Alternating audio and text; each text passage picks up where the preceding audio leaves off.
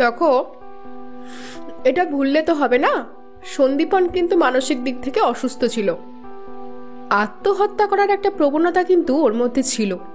Intentionally bike accident করাও কিন্তু ওর পক্ষে অসম্ভব না। তার মানে এটা খুন না হয়েও কিন্তু আত্মহত্যা হতে পারে, তাই না? কেন ম্যাডাম, আত্মহত্যা করার পদ্ধতির কি কিছু অভাব পড়িয়াছে?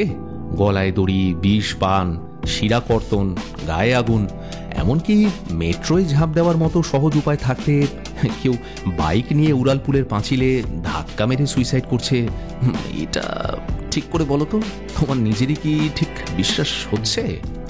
আচ্ছা, সাইকোলজি নিয়ে কে পড়েছে, তুমি না আমি? হ্যাঁ, তুমি। দেখো, আত্মহত্যার প্রবৃত্তি মানুষের মধ্যে হঠাৎ করে আসে। প্রি প্ল্যান মার্ডারের কথা তো শোনাই যায়, কিন্তু প্ল্যান করে আটঘাট বেঁধে কেউ নিজেকে হত্যা করেছে এমন অদ্ভুত কথা আগে কখনো শুনেছো?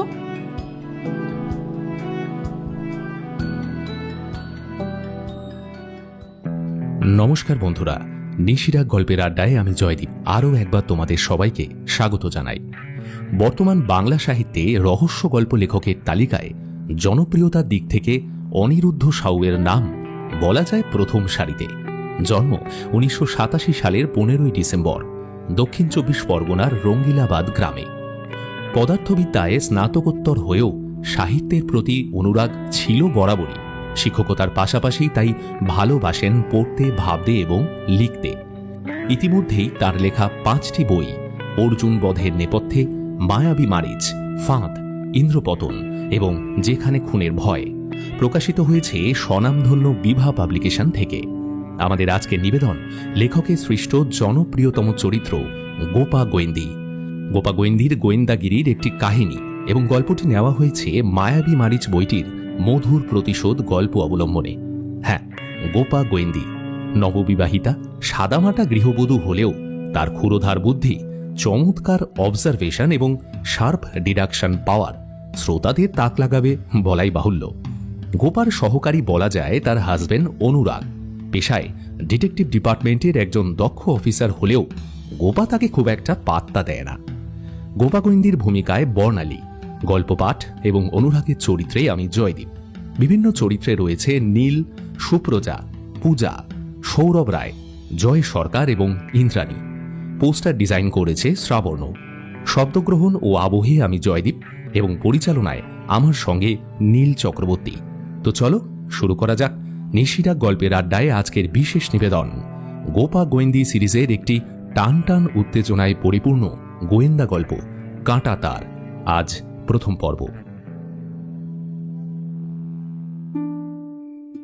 ক্যালেন্ডার অনুযায়ী এখন আষাঢ় হলেও আসলে যেন জ্যৈষ্ঠেরই জ্বালাময়ী এক্সটেনশন। হাফ বয়েল অবস্থায় অফিস থেকে ফিরে একটু যে শাওয়ারের তলায় সুখভোগ করব তারও উপায় নেই। ট্যাঙ্কের জল তখন উত্তপ্ত ম্যাগমার রূপ নিয়েছে। কোনো রকমে ফ্রেশ হয়ে সান্ধ্য টিফিনটা একদমে সাবার করে ড্রয়িং রুমের সোফায় গা এলিয়ে দিয়ে গোপাকে জিজ্ঞেস করলাম, আচ্ছা, আগন্তুক একজন মহিলা তাই না? আচমকা এহেন প্রশ্নে গোপার ভ্রুযুগল ধনুক হয়ে উঠল, কিন্তু পর মুহূর্তেই আবার সরল কোণ বলল, সিঙ্ক বেসিনে কাপলেট, কাপে আবার লিপস্টিকের দাগ। বাহ, চমৎকার অবজারভেশন। তাছাড়া জালনা খোলা, তবু আনকোরা লেডিস পারফিউমের গন্ধটা পাওয়া যাচ্ছে এখনো। সুতরাং আগন্তুকের প্রস্থান ঘটেছে কিছুক্ষণ আগেই। And I guess she is quite young and fashionable too, তাই তো? এখানেই আটকে গেলে আমার নন্দু মহারাজ? লিপস্টিক আর পারফিউম মানেই আগন্তুককে ফ্যাশনেবল আর ইয়াং হতে হবে? এটা একেবারে যাকে বলে ওয়াইল্ড গেস। আর যুক্তি নির্ভর অনুমানে এরকম ওয়াইল্ড গেজের কোনো জায়গাই নেই, বুঝেছো? And last but not the least, অতিথি কিন্তু আবার অচেনাও ছিল না। সুতরাং আগন্তুক শব্দটা এখানে বেমানান।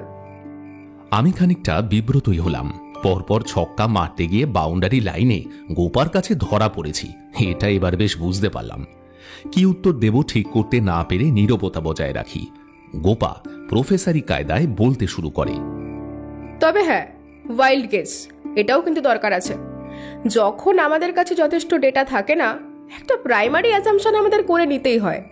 পরে এলিমিনেশন রাউন্ডে ভুল অনুমানকে বাদ দিয়ে ঠিকঠাকই বেছে নিলেই হলো। আর হ্যাঁ, সবটাই যে সবসময় ভুল হয় এমনটাও কিন্তু নয়। এই যেমন আজ তোমার ক্ষেত্রে হয়েছে, তোমার জলজ্যান্ত ওয়াইল্ড গেস একেবারে বুলসাই হিট করেছে।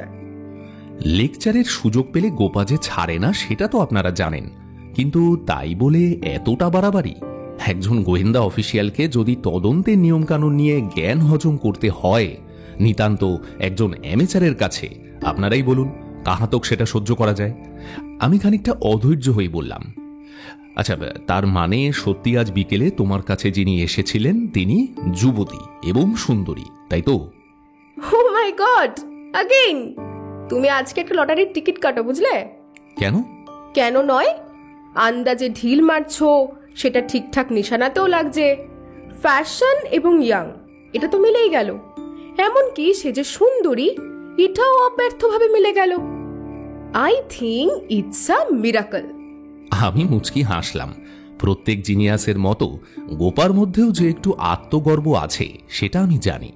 তাছাড়া মহিলাদের ক্ষেত্রে পুরুষদের মধ্যে যে একটা ইনটিউশন কাজ করে সেটা বোধহয় সে জানে না।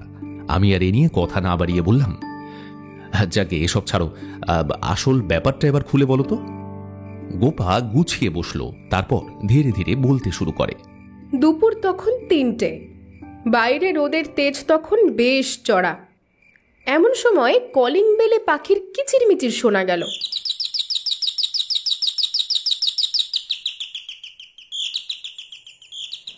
বুঝতেই পারলাম এটা সবিতা নয়।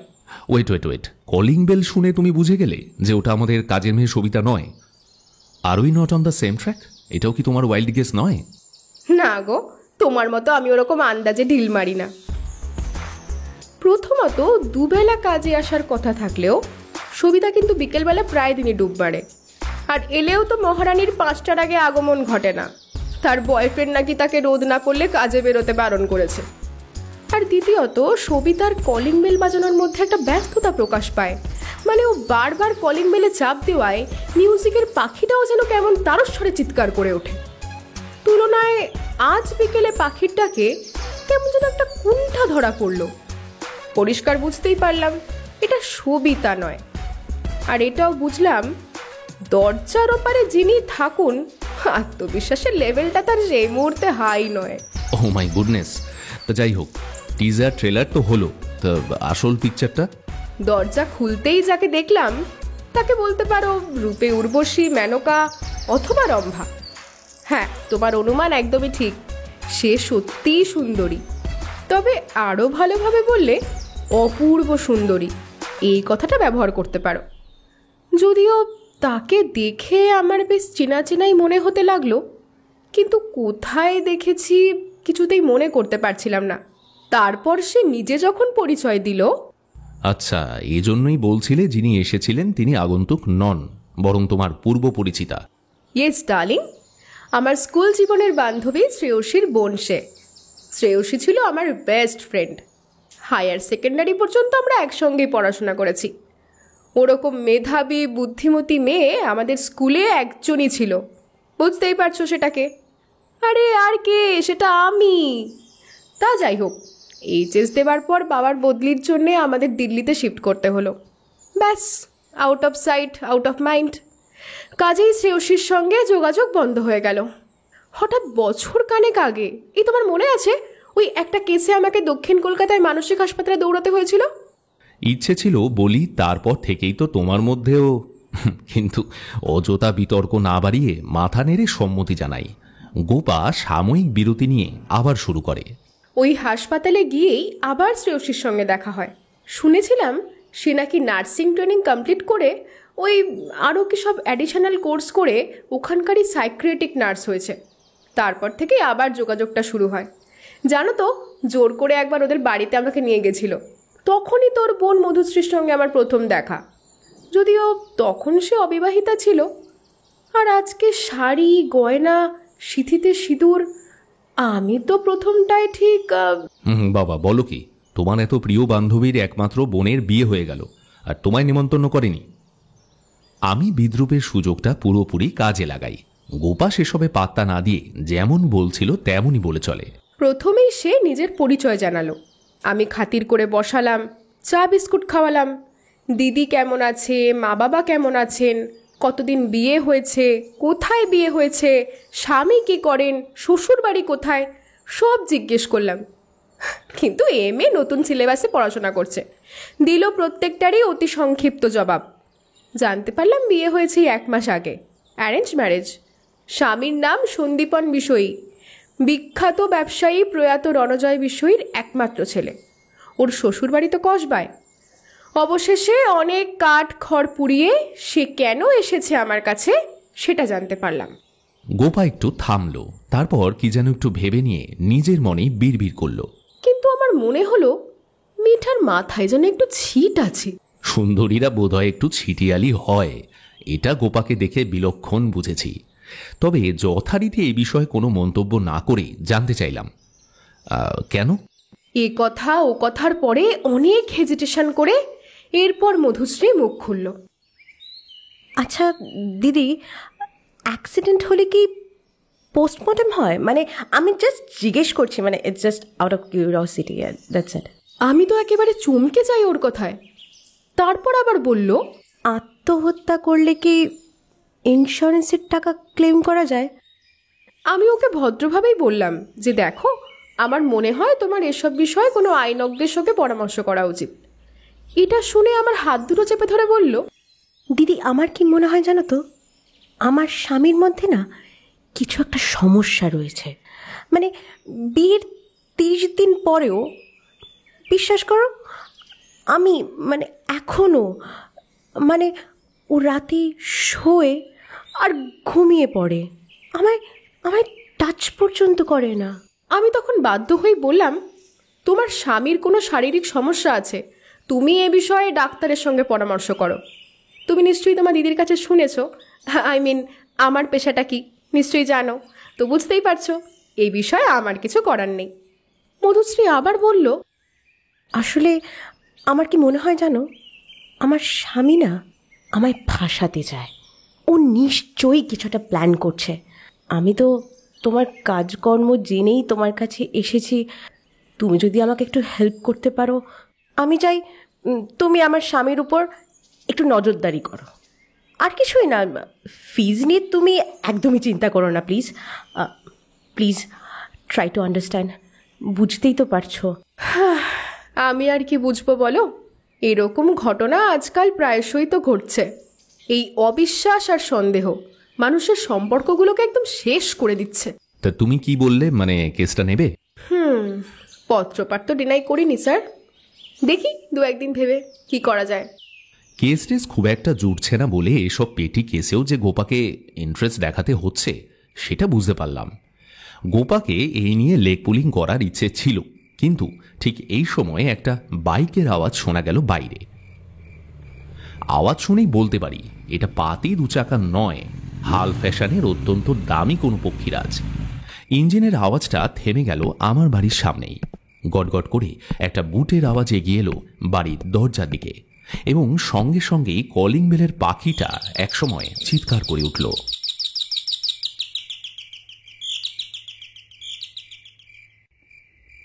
নমস্কার। লম্বা, হ্যান্ডসাম এবং সামান্য একটু অ্যালকোহলিক ফ্যাটের অধিকারী আগন্তুক বলে উঠলেন, আমি আমার এক ঘনিষ্ঠ বন্ধুর কাছ থেকে মিসেস নন্দীর নাম আর ঠিকানাটা পেয়েছি। একটা বিশেষ প্রয়োজনে ওর সাহায্য আমার দরকার, সেই জন্যই একবার দেখা করতে পারি কি? আমি ভদ্রলোককে মাঝপথে থামিয়ে দিয়ে গোপার দিকে ইঙ্গিত করে বললাম, ইনি মিসেস নন্দী, আমার স্ত্রী, আর আমার নাম অনুরাগ নন্দী, কলকাতার পুলিশ ডিপার্টমেন্টে আছি। এইটুকু বলে আর চোখে একবার গোপার দিকে তাকিয়ে নিয়ে বললাম, বুঝতেই পারছেন যে কোনো কেসেই আমার সাহায্য ছাড়া ওর পক্ষে এগোনো মুশকিল, কাজেই আপনার সমস্ত কথা আপনি আমার সামনে বলতে পারেন, প্রবলেম নেই।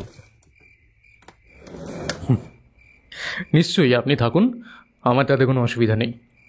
দেখুন, আমি সোজা কথার মানুষ, সময়ের যে একটা দাম আছে সেটা আমি বুঝি। কাজেই বাজে কথা বলে সময় নষ্ট না করে আসল কথায় আসি, কেমন? ঘটনাটা বেশ কয়েকদিনের, যৌবনের শুরুরই ঘটনা। একটা ট্র্যাজিক ব্যাপারের সঙ্গে জড়িয়ে পড়ি আমি। বেশ কয়েকবার সুইসাইডও করতে যাই। শেষে ব্যাপারটা এমন পর্যায়ে চলে যায় যে আমাকে মানসিক হাসপাতালে অ্যাডমিশন পর্যন্ত করতে হয়। ট্র্যাজিক ঘটনাটা ঠিক কি ছিল? গোপা বাধা দিয়ে বলে উঠল। আগন্তুক প্রতি প্রশ্ন করলেন। সেটা জানা কি বিশেষ জরুরি? দেখুন, আপনি আমার কাছে কেন এসেছেন সেটা কিন্তু আমি এখনো জানি না। তবে এটুকু বলতে পারি, যত বেশি আপনি আমাকে তথ্য দেবেন তত তাড়াতাড়ি আমি সত্যে পৌঁছতে পারবো। গোপার বক্তব্যে সবসময় একটা দৃঢ়তা থাকে, সেটাকে উপেক্ষা করা কার্যত অসম্ভব। ভদ্রলোক কাঁধ ঝাঁকিয়ে আবার বলতে শুরু করলেন। দেখুন, যৌবনের শুরুর দিকে একজনের সঙ্গে আমি রিলেশনে জড়িয়ে পড়ি। আমার বাড়িতে একজন কাজের লোক ছিলেন, ইভেন এখনো আছেন, মধুসূদন হালদার। সে ছিল তারই মেয়ে। নিজের মাকে হারিয়েছিলাম অনেক ছোট বয়সে। বাবা বৃদ্ধ বয়সে আবার বিয়ে করে। সৎমাকে আমি পাত্তা দিতাম না। বাবা আমার ওই সম্পর্কটাকে কোনোভাবেই মেনে নিলেন না। তবে সেসবে আমি কোনোদিন কোনো ভ্রুক্ষেপ করিনি। সমাজের এই উঁচু নিচু ভেদাভেদ এসব আমি কোনোদিন কেয়ার করিনি। তাছাড়া কাজের লোক হলেও মধুসূদনবাবু যথেষ্ট বেতন পেতেন এবং মেয়ের পড়াশোনার জন্য কোনো দিন কোনো কার্পণ্য করেননি। অ্যান্ড ইভেন ও ছিল যথেষ্ট স্মার্ট, সুন্দরী, এডুকেটেড। দুজনে দুজনকে গভীরভাবে ভালোবাসতাম, সুখী ভবিষ্যতের স্বপ্ন দেখতাম। কিন্তু কথায় আছে না, man proposes and god disposes. আমাদের সেই স্বপ্ন পূরণ হলো না। দিনটার কথা আমার এখনো মনে আছে। সেদিন ছিল বাংলা বন্ধ। এমনিতেই রাস্তায় পাবলিক ট্রান্সপোর্ট ছিল অনেক কম, চারিদিক বেশ শুনশান। দুপুরে এক পশলা বৃষ্টি হয়ে যাওয়ায় রাস্তাঘাট ছিল ভিজে। আমি ওকে নিয়ে একটু দরকারে বেরিয়েছিলাম। ইউ নো হোয়াট, আমি চিরকালই অতি ভালোবাসি। বাইক ছিল সঙ্গে। সেই দিনও বাইকের স্পিড ছিল 100-র কাছাকাছি। কিন্তু রাস্তা ভিজে থাকার জন্য বোধহয় পিছনের চাকাটা স্কিড করে গেল। নিয়ন্ত্রণ হারিয়ে সজোরে বাইক সমেত উল্টে পড়ি রাস্তায়। মাথায় জোরালো আঘাত পেয়ে আমি অচৈতন্য হয়ে পড়ি। আর শ্রাবন্তী। ভদ্রলোক একটু থামলেন। না থেমে তার উপায়ও ছিল না। গলা প্রায় বুঝে এসেছিল। কিছুক্ষণ সময় নিলেন ধাতস্থ হতে, তারপর আবার বলতে শুরু করলেন। স্পটেই ওর মৃত্যু হয়। আমার মাথার ইনজুরি হয়েছিল যথেষ্ট। প্রায় 3 মাস হসপিটালে থেকে তারপর বাড়ি ফিরি। সে যাত্রায় আমি বেঁচে গেছি ঠিকই, কিন্তু ডাক্তার পরিষ্কার জানিয়ে দিয়েছেন পরবর্তীতে মাথায় সামান্য আঘাত লাগলেই মৃত্যুর টিকিট আমার কনফার্ম। এদিকে হাসপাতাল থেকে বাড়ি ফেরার পর আরেকটা সমস্যা শুরু হলো। গভীরভাবে ডিপ্রেশনে ভুগতে শুরু করলাম। আমার শুধু মনে হতে লাগলো শ্রাবন্তীর মৃত্যুর জন্য আমি দায়ী। কিছুতেই নিজেকে স্থির রাখতে পারতাম না। বেশ কয়েকবার সুইসাইডের চেষ্টাও করি।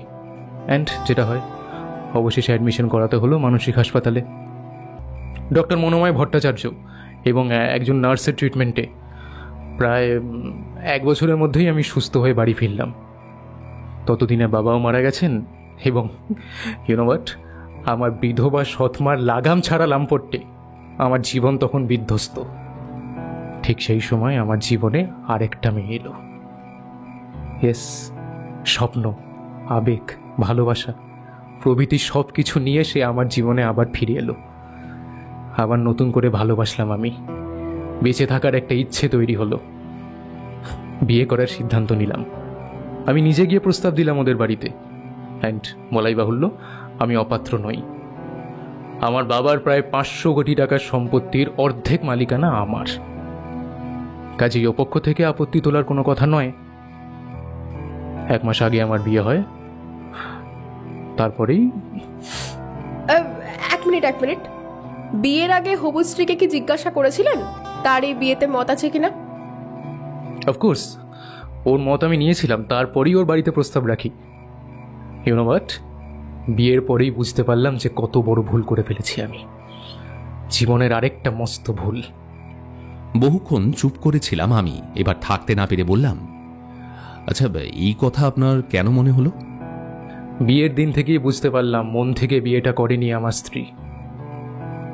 আমার সঙ্গে ভালো করে কথা বলে না। সারাক্ষণ কেমন যেন একটা অন্য মনস্ক হয়ে থাকে। মাঝে মাঝেই কোথায় বেরিয়ে যায়, আমি জিজ্ঞেস করলে কিচ্ছু বলে না। আমি কথা বলার চেষ্টা করেছি অনেক। সরি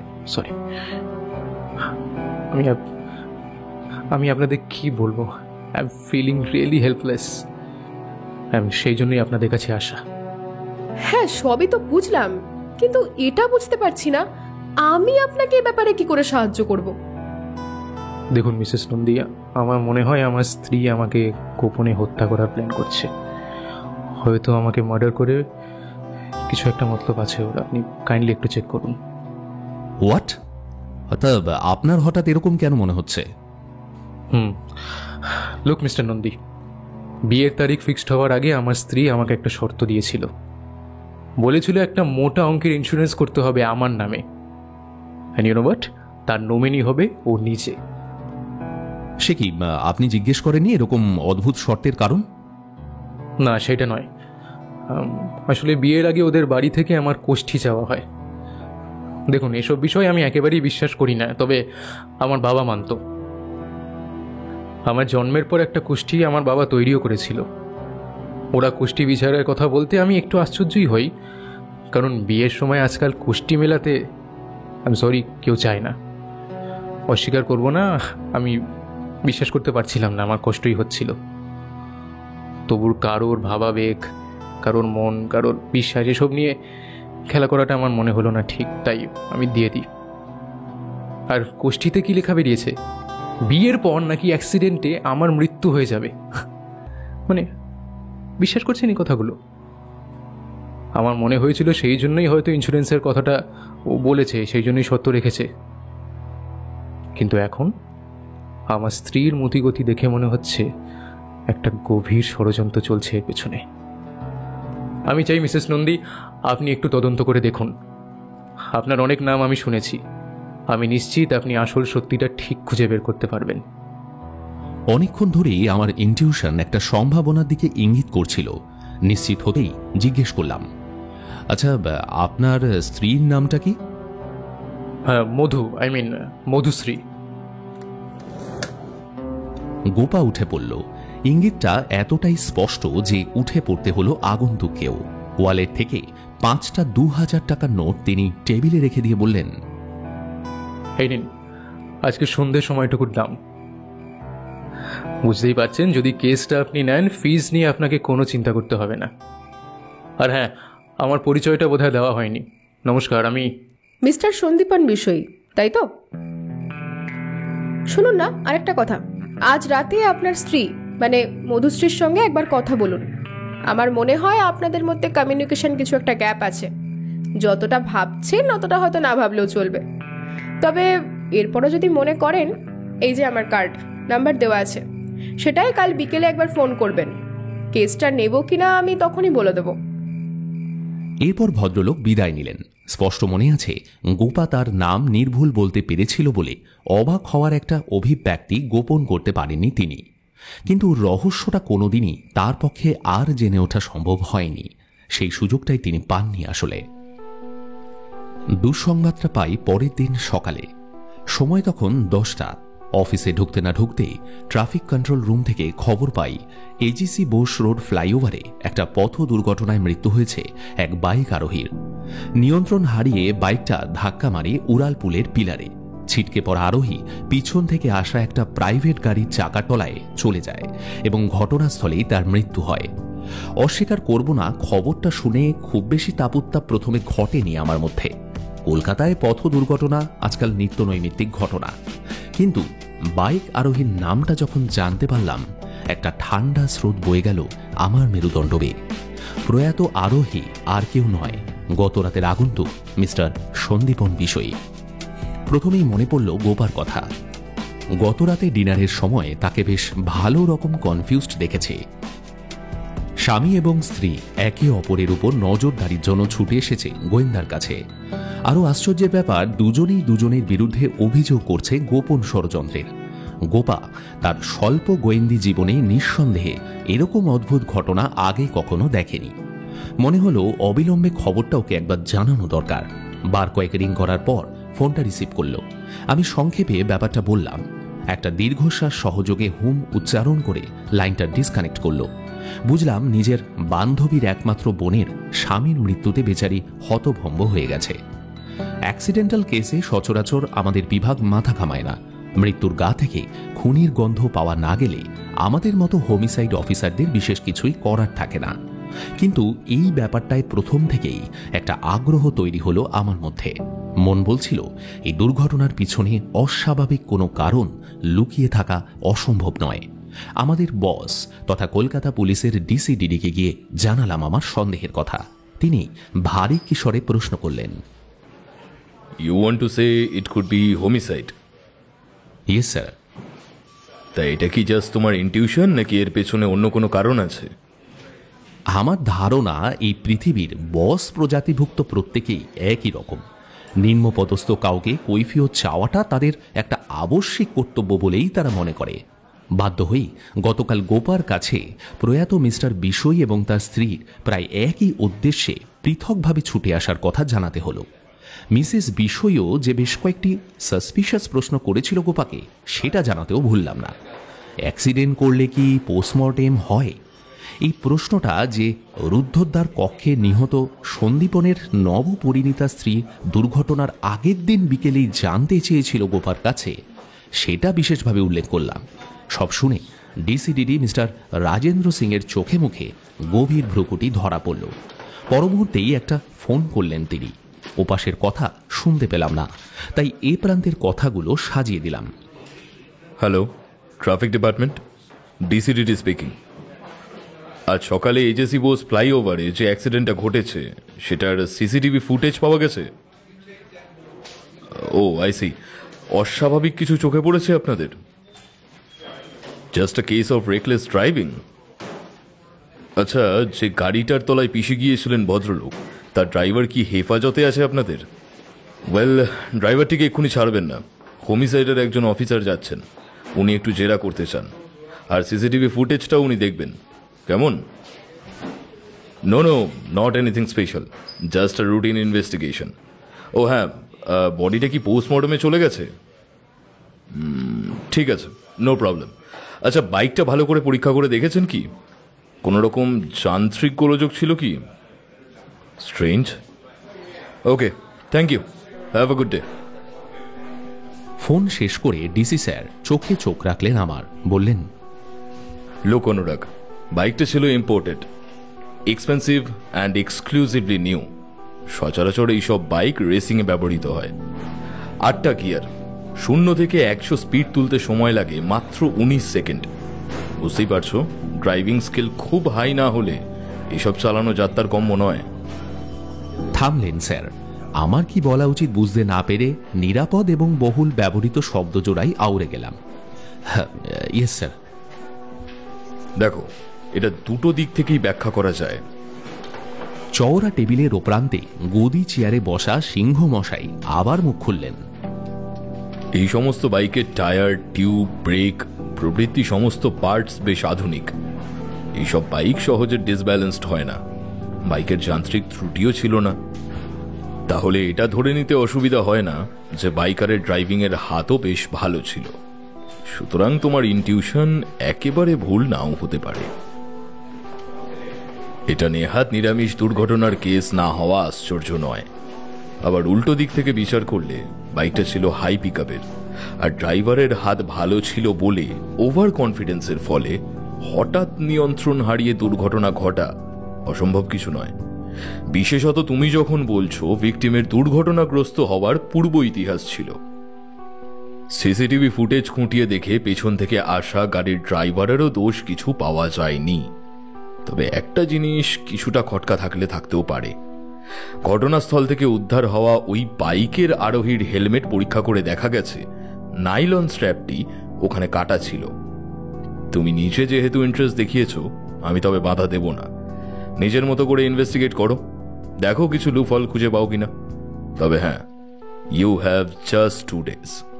এর মধ্যে অস্বাভাবিক কিছু খুঁজে না পেলে আর এ নিয়ে মাথা ঘামাতে হবে না। Is that clear? Yes sir, yes sir. সন্ধ্যায় বাড়ি ফিরে গোপাকে বেশ থমথমে অবস্থায় আবিষ্কার করলাম। আমি সিসিটিভি ফুটেজ, যেটা আমার স্মার্টফোনে স্টোর করে এনেছিলাম, দেখালাম ওকে।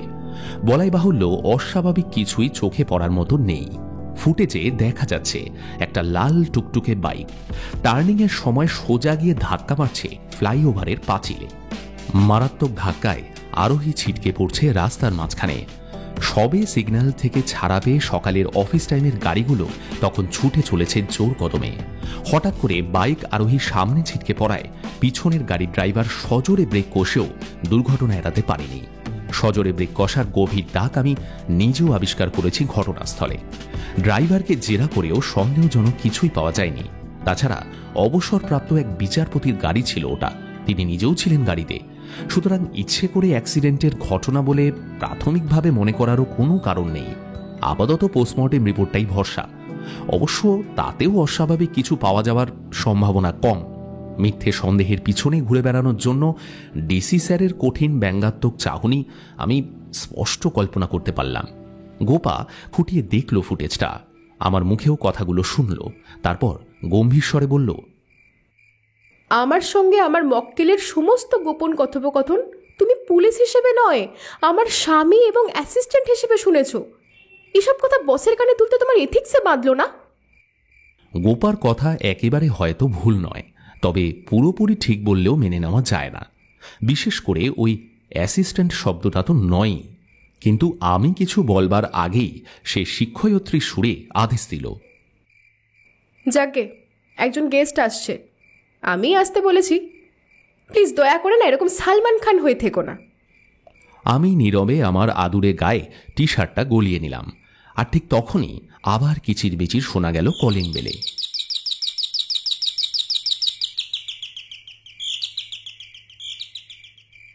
গোপার পরিচয় করিয়ে দিল তার গেস্টের সঙ্গে।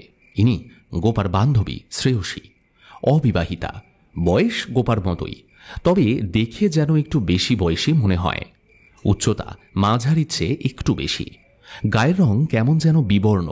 একটা ছোটখাটো যে ঝড় বয়ে গেছে চোখ মুখ দেখে বুঝতে অসুবিধে হয় না। বিয়ের 21 দিনের মাথায় নিজের ছোট বোনকে যদি সিঁদুর মুছে ফেলতে হয়, একমাত্র দিদির অবস্থা এরকম হওয়াটাই স্বাভাবিক। সান্ত্বনাসূচক প্রাথমিক কথাবার্তার পর গোপা সোজাসুজি কাজের কথায় চলে গেল। শ্রেয়সী, তুই কি জানিস কাল বিকেলে তোর বোন আমার কাছে এসেছিল? এসেছিল? না রে, সেটা তো আমি জানতাম না। তবে আসতে পারে এটা জানতাম। আসলে আমি ওকে তোর নাম সাজেস্ট করেছিলাম। আচ্ছা, কারণটা তাহলে তুই জানতিস? কি হয়েছে জানিস, গত পরশু আমায় ফোন করে খুব কান্নাকাটি করছিল। বলছিল ওকে নাকি কেউ ব্ল্যাকমেইল করছে। আমি ন্যাচারালি ওকে পুলিশের কাছেই যেতে বলি, কিন্তু ও বলে ওর অতীতের কিছু ভয়ঙ্কর ঘটনা নাকি কেউ সামনে আনতে চাইছে। পুলিশে গেলে তো আর ব্যাপারটা চাপা থাকবে না, এটা নিয়েই ও খুব ভয় পাচ্ছে। আমারও হঠাৎ করে তোর কথাই মনে পড়ল। আমার বিশ্বাস পুরো বিষয়টা গোপন রেখে ব্ল্যাকমেলারকে একমাত্র তুই ধরতে পারবি। কাজেই তোর নাম্বার আর ঠিকানাটা আমি ওকে দিয়ে দিলাম। দেখ, আমি জানতাম ও তোর কাছে আসবে, কিন্তু ও যে গতকালই এসেছিল এটা আমায় আর বলেনি। কলঙ্কজনক অধ্যায়? সেটা কি তুই জানিস? সে কি, ও তোকে এসব কিছু বলেনি? গোপা মাথা নাড়ল, তারপর কণ্ঠস্বরটা আরেকটু কঠিন করে বলল, দেখ, ব্যাপারটা কিন্তু বেশ জরুরি, নিশ্চয়ই বুঝতে পারছিস। যা জিজ্ঞেস করছি তোর বোনের ভালোর জন্যই কিন্তু করছি, তাই কোনো প্রশ্ন না করে যা জিজ্ঞেস করছি তার উত্তরগুলো প্লিজ দে। শ্রেয়সীর মুখে এবার একটু ভয়ের ছায়া লক্ষ্য করলাম। গোপার হাত দুটো ধরে কাঁপা কাঁপা গলায় বলল, গোপা, মধু কি কোনো বিপদে জড়িয়ে পড়েছে? সন্দীপনের মৃত্যুটাও কি দুর্ঘটনা নয়? ওটা কি অন্য কিছু? আমার মনে হচ্ছে তুই যেন আমার কাছে কিছু লুকোচ্ছিস। প্লিজ প্লিজ আমায় সব কিছু খুলে বল। বোনের চিন্তায় শঙ্কিত টিপিক্যাল দিদিসুলভ বৈশিষ্ট্য প্রকট হয়ে উঠল শ্রেয়সীর মধ্যে। গোপা মুখে হাসি এনে বান্ধবীর করতলে মৃদু চাপ দিয়ে বলল, দূর বোকা, এক্ষুনি এত ভয় পাবার কিছু নেই। আর তাছাড়া আমি তো আছি নাকি?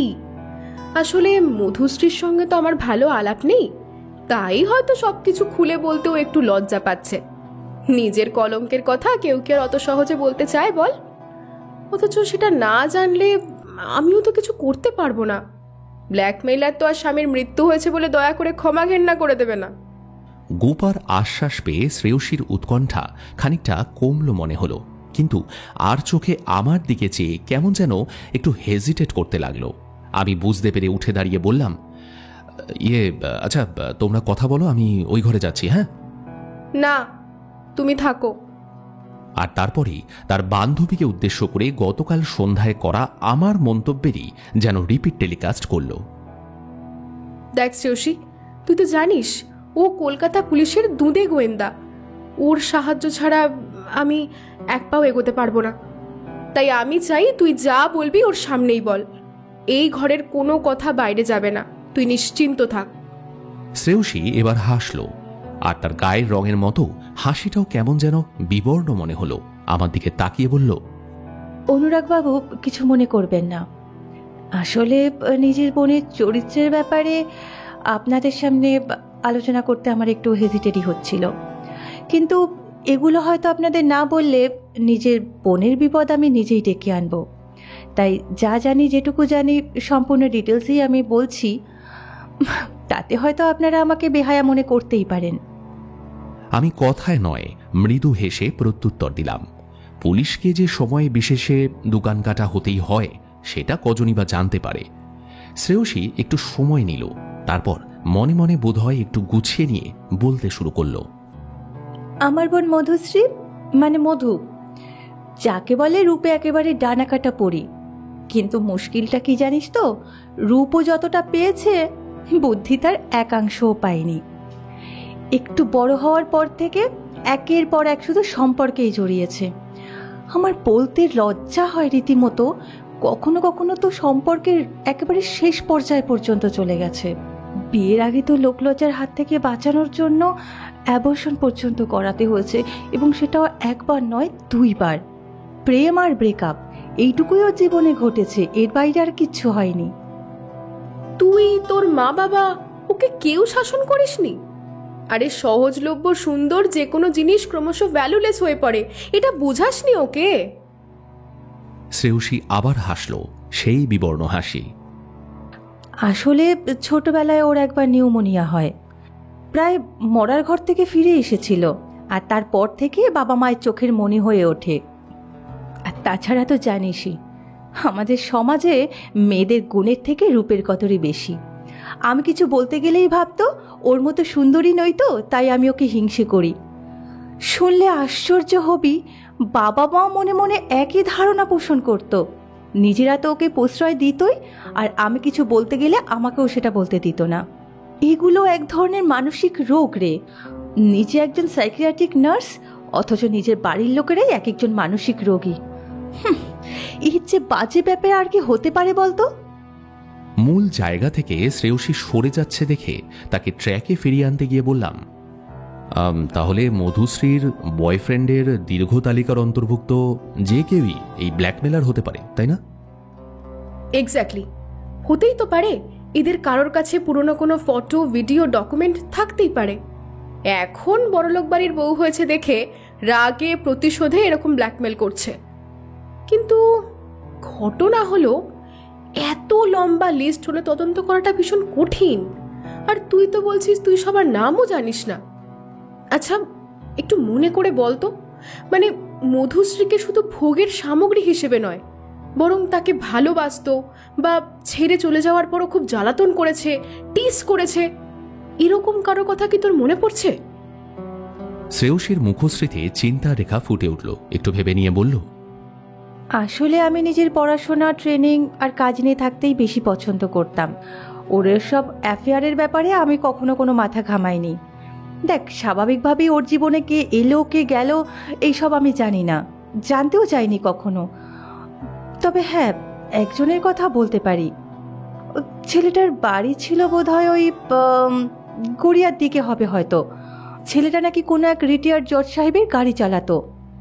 একবার একপাল গুন্ডা গোছের ছেলেপুলে নিয়ে বাড়িতে এসে খুব বাজেভাবে শাসিয়ে গিয়েছিল। আমাদের সকলের সামনে মধুশ্রীকে হুমকি দিয়েছিল, তোর রূপের দেমাক আমি ভাঙবো, সোনাগাছিতে নিয়ে গিয়ে তুলবো তোকে। সেবার খুব ভয় পেয়ে গিয়েছিলাম আমরা। বাবা মাও না সেবারে খুব বকেছিল ওকে। শুধু মেয়ের সম্মানের জন্য পুলিশে যেতে পারেনি, ড্রাইভার লেভেলের ছেলেদের সঙ্গে পর্যন্ত সম্পর্ক ওর। তুই ভাবতে পারছিস গোপা, কোথায় চলে গেছে ও? সেই ছেলেটার নাম কি মনে আছে আপনার? যেটা ভাবছিলাম সেটাই হলো, উত্তর এলো গোপাল কর্মকার। মধুশ্রীর জীবনের অন্যতম পুরুষ ভ্রমর ছাড়াও এই গোপাল কর্মকারের আরও একটা পরিচয় রয়েছে। আজ সকালে সন্দীপন বিষয়ের দেহটা যে গাড়ির তলায় পিষ্ট হয়েছিল তার স্টিয়ারিং ধরেছিলেন এই নিরীহ দর্শনধারী ছোকরাটি। এক নাগারে অনেকক্ষণ কথা বলার পর বাঙালিদের একটু চা না হলে চলে না। চায়ের কাপ এগিয়ে দিয়ে গোপা হঠাৎ স্কুল জীবনের প্রসঙ্গে চলে এলো। দুই বান্ধবীর স্মৃতি রোমন্থন শুরু হলো। ফলে আমার ভূমিকা নির্বাক শ্রোতায় সীমাবদ্ধ হয়ে রইল। স্কুল জীবনে কে প্রথম কবে মারামারি করেছিল, রেষারেষি করেছিল, এই সব। কখনো গোপা প্রথম হতো আর শ্রেয়সী দ্বিতীয়, আবার কখনো হতো তার উল্টোটা। একে অপরকে ছাপিয়ে যাওয়ার প্রচেষ্টা থাকলেও তাদের আন্তরিক বন্ধুত্ব কখনো বাধা হয়ে ওঠেনি। এইভাবে তাদের ছাত্রী জীবনের বেশ কিছু অজানা তথ্য আমি জেনে উঠতে লাগলাম। রাত বাড়ছে, অনাবশ্যক আলোচনায় কেটে যাচ্ছে সময়, কিন্তু আমি জানি এটা গোপার বিশেষ একটা ট্যাকটিক্স। জরুরি কথা কারো পেট থেকে বের করতে গেলে সে মাঝে মাঝেই প্রসঙ্গান্তরে গিয়ে নির্ভেজাল আড্ডা দিতে শুরু করে। তার মতে মিথ্যে বলা কিংবা সত্য গোপন করা মানুষের একটা স্বাভাবিক টেন্ডেন্সি আছে। যখন এক নাগারে কাউকে একের পর এক প্রশ্ন করা হয়, মানুষের এই সহজাত বোধ হঠাৎ করেই জাগ্রত হয়। ফলে অনেক সময়ে বক্তা মিসলিডিং স্টেটমেন্ট দিয়ে ফেলে। এজন্য ঠিক জেরা করার মতো নয়, বরং গল্পের ফাঁকে ফাঁকে ইনফরমেশন কালেক্ট করাটাকেই সে বেশি প্রেফার করে।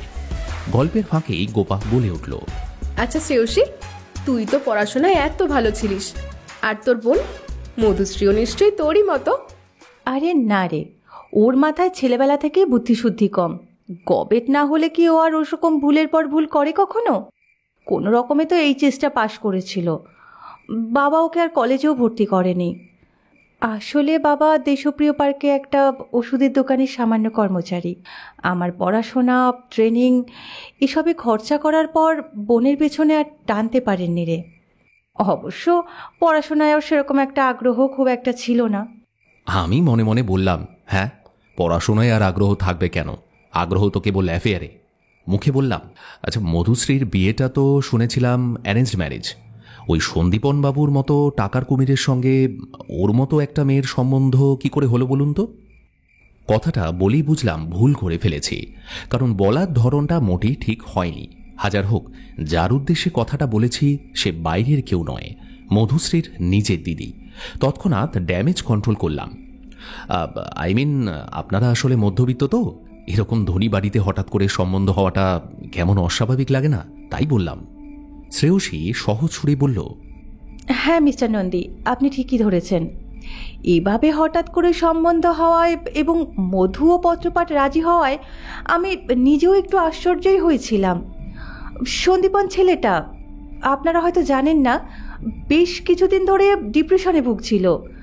বেশ কিছুদিন আগে একটা দুর্ঘটনা ঘটে যাওয়ার জন্য ও মানসিকভাবে খুব অসুস্থ হয়ে পড়েছিল। ইভেন ও তো হাসপাতালে ভর্তি পর্যন্ত হয়েছিল। যেন মারাত্মক অবাক হয়েছি এমন একটা ভাব করে বললাম, আচ্ছা তাই নাকি? হ্যাঁ, ও অ্যাডমিট হয়েছিল আমাদেরই হসপিটালে। আমাদের হসপিটালে আপনি কখনো যাননি তাই হয়তো জানেন না, কিন্তু গোপা গিয়েছিল, ও জানে। কলকাতায় হাতে গোনা যে কয়টা মানসিক হসপিটাল আছে তাদের মধ্যে আমাদের হসপিটালটাই সবচেয়ে ভালো। সিনিয়র সাইকিয়াট্রিস্ট ডক্টর ভট্টাচার্য দেশের সেরা 3 জনের মধ্যে একজন। আর আমি খুব ভাগ্যবান যে কেরিয়ারের শুরুতেই ওনার আন্ডারে নার্স হতে পেরেছি। তো যাই হোক, যেটা বলছিলাম, ওনার চিকিৎসায় খুব তাড়াতাড়ি সুস্থ হয়ে যায় সন্দীপন। ওর মধ্যে যে আত্মহত্যার প্রবণতাটা ছিল সেটাও অনেকটা কেটে যায়। সেরে যাবার পর হঠাৎই একদিন আমাদের ঠিকানায় এসে আমার বাড়িতে হাজির হয়। অসুস্থ অবস্থায় ওর দেখাশোনা সেবা করেছিলাম বলে কৃতজ্ঞতা জানিয়ে একটা মূল্যবান উপহার নিয়ে এসে উপস্থিত হয়। আমিও নেব না আর সেও ছাড়বে না। ঠিক এরকম যখন চলছে সেই সময় বাইরে থেকে মধু ঘরে আসে। ব্যাস, মধুর রূপ দেখে সন্দীপনের হৃদয়ে প্রেম জেগে উঠল। সঙ্গে সঙ্গে আমাকে বলল, মিস মিত্র, উপহারটা যখন আপনি নিতে চাইছেনই না, তখন আপনার বোনকে কি আমি এটা গিফট হিসেবে দিতে পারি? বিশ্বাস করবেন না, এই বলে আমার উত্তরের তোয়াক্কাটুকু না করে মধুশ্রীর সামনে গিয়ে সে বলে, আমার এই ছোট্ট উপহারটা আমার দেখা শ্রেষ্ঠ সুন্দরীর গলায় স্থান পেলে আমি ধন্য হব। Please if you don't mind. আর কি বলবো, চেনা নেই শোনা নেই, মধুও উপহারটা নির্দ্বিধায় নিয়ে নিল। উপহারটা কি ছিল? Necklace, white gold. আমি নীরবে দীর্ঘশ্বাস ফেললাম। গোপা অনেকক্ষণ চুপচাপ থাকার পর এইবার মুখ খুলল। আরে এটা বেশ দারুণ তো। এরপর মিস্টার বিষয়, সত্যি বিষয় বুঝে মিস মধুশ্রী মিত্রের মিসেস বিষয় হতে আর একটু দেরি হলো না, তাই না? সেটা ঠিকই বলেছিস। এর কয়েকদিনের মধ্যেই সন্দীপন নিজে প্রস্তাব নিয়ে আসে আমাদের বাড়িতে। আমার বাবা এমনিতেই মধুকে নিয়ে ভয়ে ভয়ে থাকতো, আর বাড়ি বয়ে এমন রাজপুত্র আসায় তারাও শুভস্য শীঘ্রম বলে রাজি হয়ে যান। যদিও সন্দীপনের মেন্টাল কন্ডিশন যদি কখনো খারাপ হয়ে যায় এই ভয়ে আমি আপত্তি করেছিলাম, তবে পরে ভাবলাম যে ভালোবাসা পেলে হয়তো মধুও শুধরে যাবে আর সন্দীপনও একটু সুস্থ হয়ে যেতে পারে, তাই আমি আর কখনো আপত্তি করিনি। এখন বুঝতে পারছি যে সব কিছু শেষ সবসময় ভালো হয় না রে। শ্রেয়সী উঠে পড়ল, আরেকবার গোপার হাত দুটো ধরে বলল, আমার বোনটা আসলে খুব বোকা রে, আর আমিও না ওকে খুব ভালোবাসি। তোর যদি সত্যি মনে হয় ও কোনো বিপদে জড়িয়ে পড়েছে, তুই প্লিজ যেভাবেই হোক ওকে বাঁচা। আর দেখ, মৃত্যুটা যদি বাই এনি চান্স নিছক দুর্ঘটনা নাও হয়, তাহলে এর পেছনে কে আছে সেটা তুই খুঁজে বের কর গোপা। তোর ফিস নিয়ে তুই একদম ভাবিস না।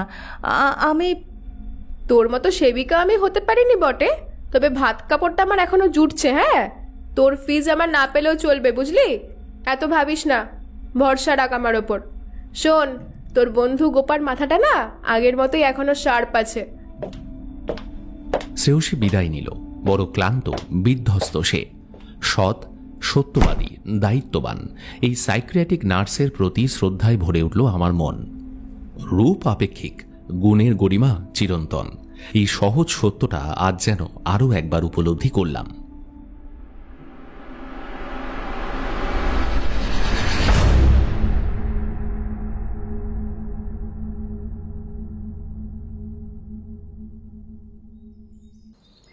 সত্যি কথা বলতে কি, সন্দীপনের মৃত্যু নিয়ে আমার আগ্রহ স্তিমিত হয়ে আসছিল। শ্রেয়সীর বক্তব্য অনুসারে মধুশ্রীর চরিত্র যতই রহস্যময় হোক, এই দুর্ঘটনার পিছনে তাকে জড়ানো কোনো মতেই সম্ভব নয়, এটা বেশ বুঝতে পারছিলাম। ডিসি সাহেব দুটো দিন সময় দিয়েছিলেন লুপ হোল খুঁজে বের করার জন্য। যদিও এখনো একটা দিন বাকি, তবুও এই দুর্ঘটনার পিছনে যে কোনো রহস্য থাকতে পারে, এটা যে আদৌ দুর্ঘটনা না হয়ে পরিকল্পিত হোমিসাইড হতে পারে, এটা নিজেরই আর ঠিক বিশ্বাস হচ্ছিল না। কিন্তু গোপার ধৈর্য অসীম।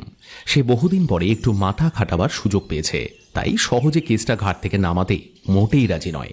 ব্রেকফাস্ট করতে করতেই সে যুক্তি দিল, দেখো, এটা ভুললে তো হবে না, সন্দীপন কিন্তু মানসিক দিক থেকে অসুস্থ ছিল। আত্মহত্যা করার একটা প্রবণতা কিন্তু ওর মধ্যে ছিল। ইন্টেনশনালি বাইক অ্যাক্সিডেন্ট করাও কিন্তু ওর পক্ষে অসম্ভব না। তার মানে এটা খুন না হয়েও কিন্তু আত্মহত্যা হতে পারে, তাই না? গোপার এই অদ্ভুত যুক্তি শুনে আমি হাসবো না কাঁদবো ঠিক বুঝে উঠতে পারলাম না। মনের ভাব গোপন করে শুধু এটুকুই বললাম, কেন ম্যাডাম, আত্মহত্যা করার পদ্ধতির কি কিছু অভাব পড়িয়াছে? গলায় দড়ি, বিষ পান, শিরা কর্তন, গায়ে আগুন, এমনকি মেট্রোয় ঝাঁপ দেওয়ার মতো সহজ উপায় থাকতে কেউ বাইক নিয়ে উড়ালপুলের পাঁচিলে ধাক্কা মেরে সুইসাইড করছে, এটা ঠিক করে বলো তো, তোমার নিজেরই কি ঠিক বিশ্বাস হচ্ছে? আচ্ছা, সাইকোলজি নিয়ে কে পড়েছে, তুমি না আমি? হ্যাঁ, তুমি। গোপার অনার্স ছিল সাইকোলজিতে, তাই সেভাবে হিউম্যান সাইকোলজি জিনিসটা আমার চেয়ে সে ঢের বেশি বোঝে। দেখো, আত্মহত্যার প্রবৃত্তি মানুষের মধ্যে হঠাৎ করেই আসে। প্রি প্ল্যান মার্ডারের কথা তো শোনাই যায়, কিন্তু প্ল্যান করে আটঘাট বেঁধে কেউ নিজেকে হত্যা করেছে এমন অদ্ভুত কথা আগে কখনো শুনেছ? নামেই প্রশ্ন, কারণ আমার উত্তরের জন্য গোপা অপেক্ষাও করল না। মনে করো তুমি সন্দীপনের জায়গায় আছো, সকাল সকাল 2 চাকায় অফিস যাচ্ছ। যেতে যেতে ভাবছো, ইস, রূপের নেশায় বিয়ে করে তুমি কি ভুলটাই না করেছো। গত রাতে নিজের স্ত্রী তোমাকে পরিষ্কার জানিয়ে দিয়েছে শুধু টাকার জন্যই সে তোমায় বিয়ে করেছে। বিয়ের এই বাঁধন সে কিছুতেই আর মানবে না। তার অ্যাডমায়ারও কম নেই, তাদের নিয়েই সে বহুকামী জীবন ভোগ করতে চায়। তার যৌনতার খিদে তুমি মেটাতে পারছো না। তুমি তো একটা কাভার্ড, ইম্পোর্টেন্ট, তোমার সঙ্গে ঘর করা সম্ভব নয় তার পক্ষে। তোমার মনে পড়ল তোমার এক্স শ্রাবন্তীর কথা। ইস, যদি আজ সে তোমার জীবনে থাকতো, জীবনটা তোমার কতই না সুন্দর হয়ে উঠতে পারত। কিন্তু সেটা তো আর হবার নয়। তাকে তুমি নিজেই হারিয়ে ফেলেছো, নিজেই তো তাকে বাঁচাতে পারোনি। তোমারই বাইক অ্যাক্সিডেন্টে সে মারা গেছে। তার মৃত্যুর জন্য তুমি, হ্যাঁ হ্যাঁ, তুমি নিজেই দায়ী। কল্পনা করো, তুমি তখন বাইক চালাচ্ছ, উঠে এসেছো একটা ফ্লাইওভারে। মনের মধ্যে তোমার ঝড় বয়ে যাচ্ছে, আত্মগ্লানি প্রবল হয়ে উঠেছে, তুমি গভীর ডিপ্রেশনে ডুবে যাচ্ছ। সুইসাইডাল টেন্ডেন্সির পুরনো রোগটা আবার তোমার মধ্যে ফিরে এসেছে। গোপা থামলো, তারপর চোখ নাচিয়ে জিজ্ঞেস করলো, এবার বলো, ঠিক এইরকম অবস্থায় তুমি কি বাইক থেকে নেমে বিষ কিনতে যাবে নাকি মেট্রোর টিকিট কাটবে? ওই মুহূর্তে তোমার মনে পড়বে, ঠিক যেমন ভাবে তোমার প্রিয়তমা শ্রাবন্তী মারা গেছে, ঠিক ওভাবেই তোমাকে মরতে হবে। সোজা গিয়ে ধাক্কা মারবে ফ্লাইওভারের প্রাচীরে। কিন্তু সন্দীপনের তো রোগ সেরে গিয়েছিল, ও তো সম্পূর্ণ সুস্থ হয়ে ফিরে এসেছিল হসপিটাল থেকে। তুমি বোধহয় শ্রেয়সীর সব কথা ভালো করে শোনোনি। বিয়েতে কিন্তু ওর মৃদু আপত্তি ছিল, সন্দীপনের মধ্যে রোগটা আবার ফিরে আসতে পারে, এই ভয়টা কিন্তু ওর ছিল। তাহলে তুমি এখন কি করতে চাইছো বলো তো? চলো ওই মানসিক হাসপাতাল থেকে একবার ঘুরে আসি। ডক্টর ভট্টাচার্যের সঙ্গে একবার কথা বলাটা খুব দরকার।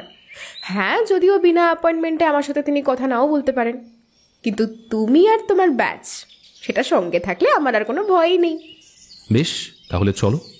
গোপার কাছে চলো মানেই চলো। মিনিট 10 মধ্যেই সে বেরোনোর জন্য রেডি।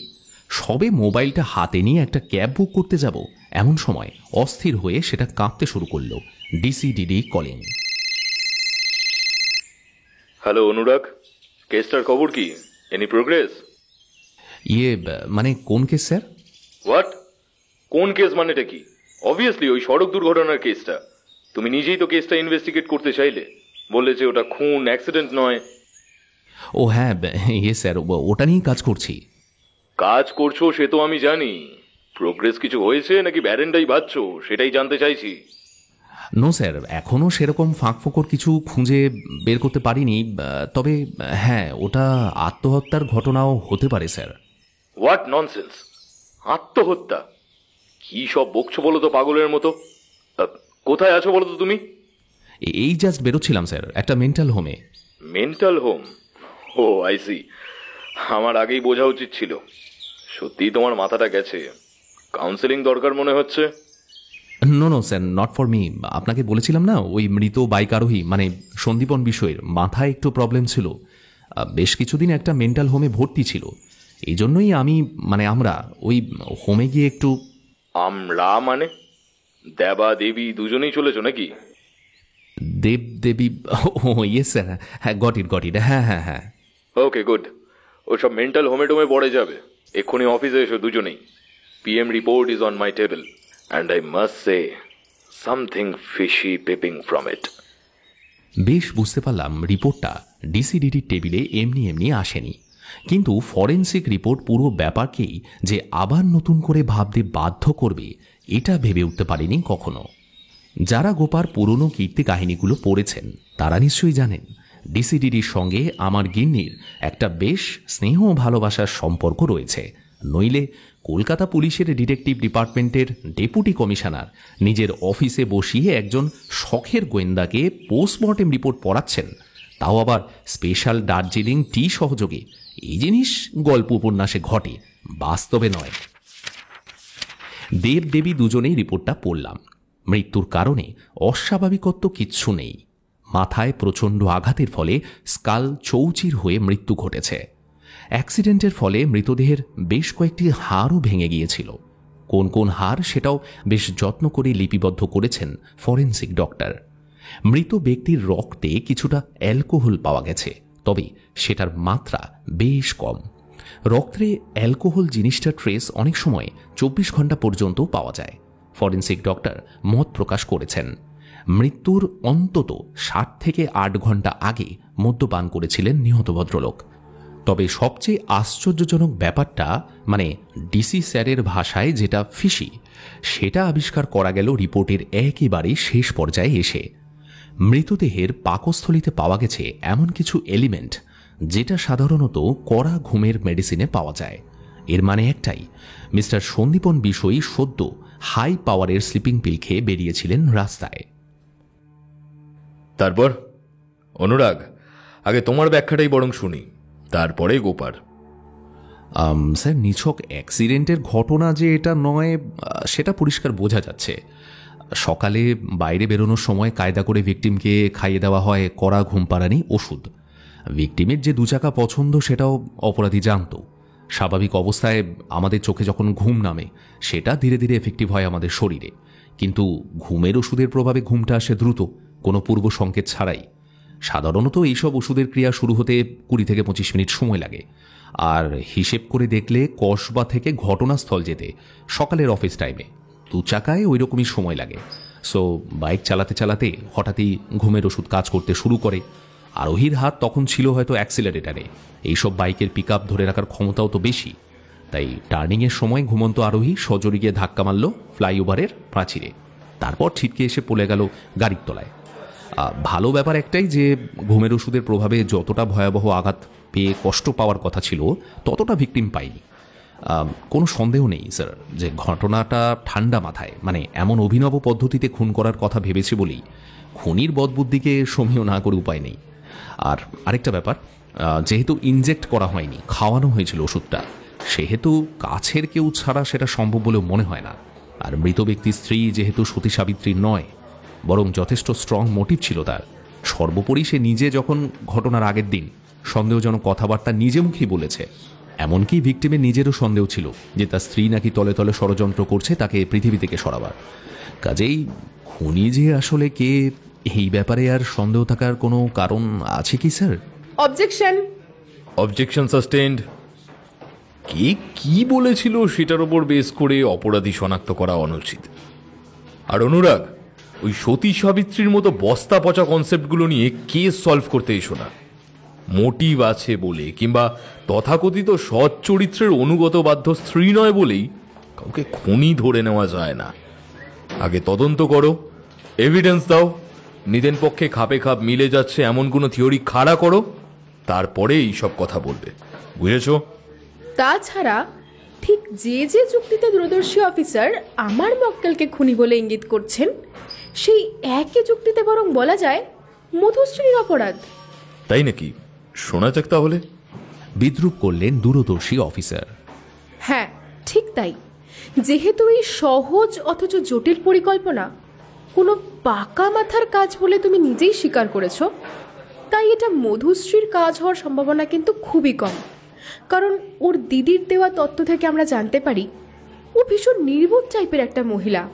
তাছাড়া যে অ্যাক্সিডেন্ট ঘটিয়ে খুন করতে চায় সে খামোকা আগের দিন রাতে ওরকম উল্টোপাল্টা কথা বলে নিজেকে সন্দেহের ঘেরাটোপে রাখতে চাইবে কেন? সুতরাং মেসমশাই যেটা বললেন ঠিক তাই, it is early to predict the murderer. DC সাহেব এবার একটু নড়ে চড়ে বসলেন, তারপর সামনে ঝুঁকে এসে বললেন, আরও একটা তথ্য তোমাদের জানা দরকার। বাইকের হেলমেটটা ভালো করে পরীক্ষা করা হয়েছে। ফরেনসিক এক্সপার্টের মতে স্ট্র্যাপটি দুর্ঘটনায় ছিঁড়ে যাওয়া নয়, বরং আগে থেকেই ধারালো কিছু দিয়ে সমান করে কেটে দেওয়া হয়েছিল ওটা। সুতরাং ইহা যে বিশুদ্ধ একটি হত্যাকাণ্ড সে বিষয়ে কোনো সন্দেহ নেই। আর অনুরাগ, তুমি নিজেই যখন কেসটা প্রথম থেকে তদন্ত করছিলে, তাই এই কেসের দায়িত্ব তোমাকেই দিচ্ছি। আর আমাদের গোপা গোয়েন্দি তো সঙ্গে রইলই। আশা করছি খুনির হাতে হাত করা পড়াতে খুব বেশি দেরি হবে না তোমাদের।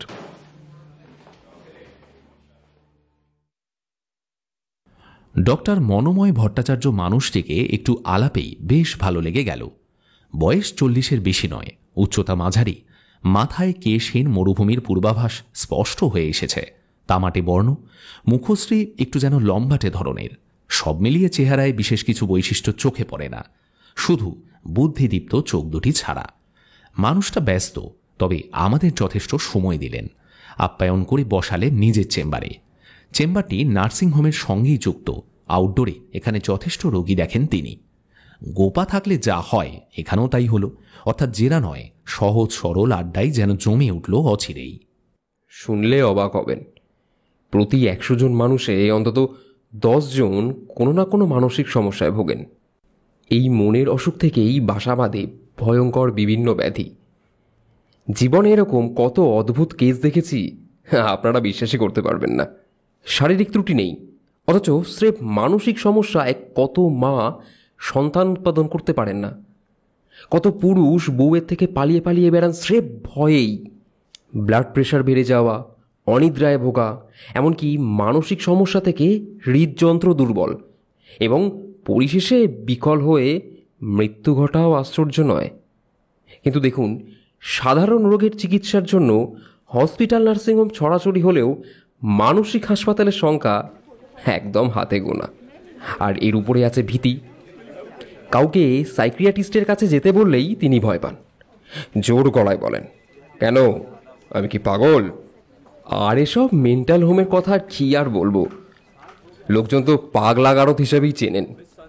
অথচ ভেবে দেখলে যে কে পাগল আর কে পাগল নয় সেইটাই তো সাধারণ লোক তো দূরের কথা, আমরা সাইকিয়াট্রিস্টরাই সবসময় বুঝে উঠতে পারি না।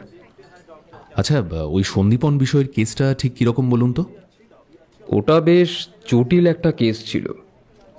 যখন ওর বাবা ওকে প্রথম নিয়ে আসেন আমাদের এখানে, সত্যি কথা বলতে কি, আমি নিজে ওকে সুস্থ করতে পারবো সেটা নিশ্চিত ছিলাম না।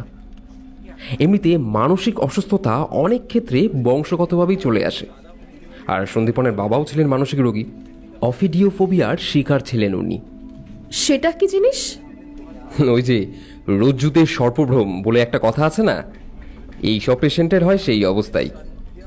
ইলিউশন এবং হ্যালুসিনেশনের প্রভাবে সব কিছুর মধ্যেই সরীসৃপ, বিশেষত সাপের অস্তিত্ব কল্পনা করে ভয়ে কাঁটা হয়ে থাকে এরা। রণজয় বাবুর মধ্যেও এই একই অসুখই ছিল। তার চিকিৎসাও আমিই করতাম। অনেকটাই সুস্থ হয়ে উঠেছিলেন তিনি, তবে শেষ বয়সে রোগটা আবার তার চাগার দেয়। আমি এত বেশি কথা বলা ডাক্তারবাবু আগে কখনো দেখিনি। পাগলের চিকিৎসা করতে করতে এদের মস্তিষ্ক বিকৃতি ঘটে কিনা কে জানে, বাধ্যই আমায় বলতে হলো। আচ্ছা, এবার সন্দীপন বাবুর কেসটা সম্বন্ধে বলুন না। অ্যাংজাইটি এবং ডিপ্রেশন, এই দুটোই হচ্ছে পুরোপুরি মানসিক ভারসাম্য হারাবার প্রথম ধাপ। সন্দীপনের মধ্যে এই দুটোর লক্ষণই ছিল প্রবল। আসলে আমাদের স্মৃতি জিনিসটা অনেকটা ওই ফটোগ্রাফের মতো। আমাদের মাথার বিভিন্ন স্তরে স্তরে সঞ্চিত থাকে সেগুলো। আমরা যেমন ওই গুরুত্বপূর্ণ ছবিগুলোকে অ্যালবামের একটা বিশেষ স্থানে যত্ন করে রাখি, মনও ঠিক তেমন কিছু কিছু স্মৃতি খুব গুরুত্ব দিয়েই সেভ করে রাখে আমাদের মাথায়।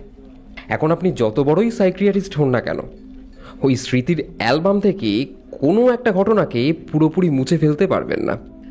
সে চেষ্টা করতে গেলে পেশেন্টের স্মৃতিভ্রম হওয়া ছাড়া আর কোনো উপায় থাকে না।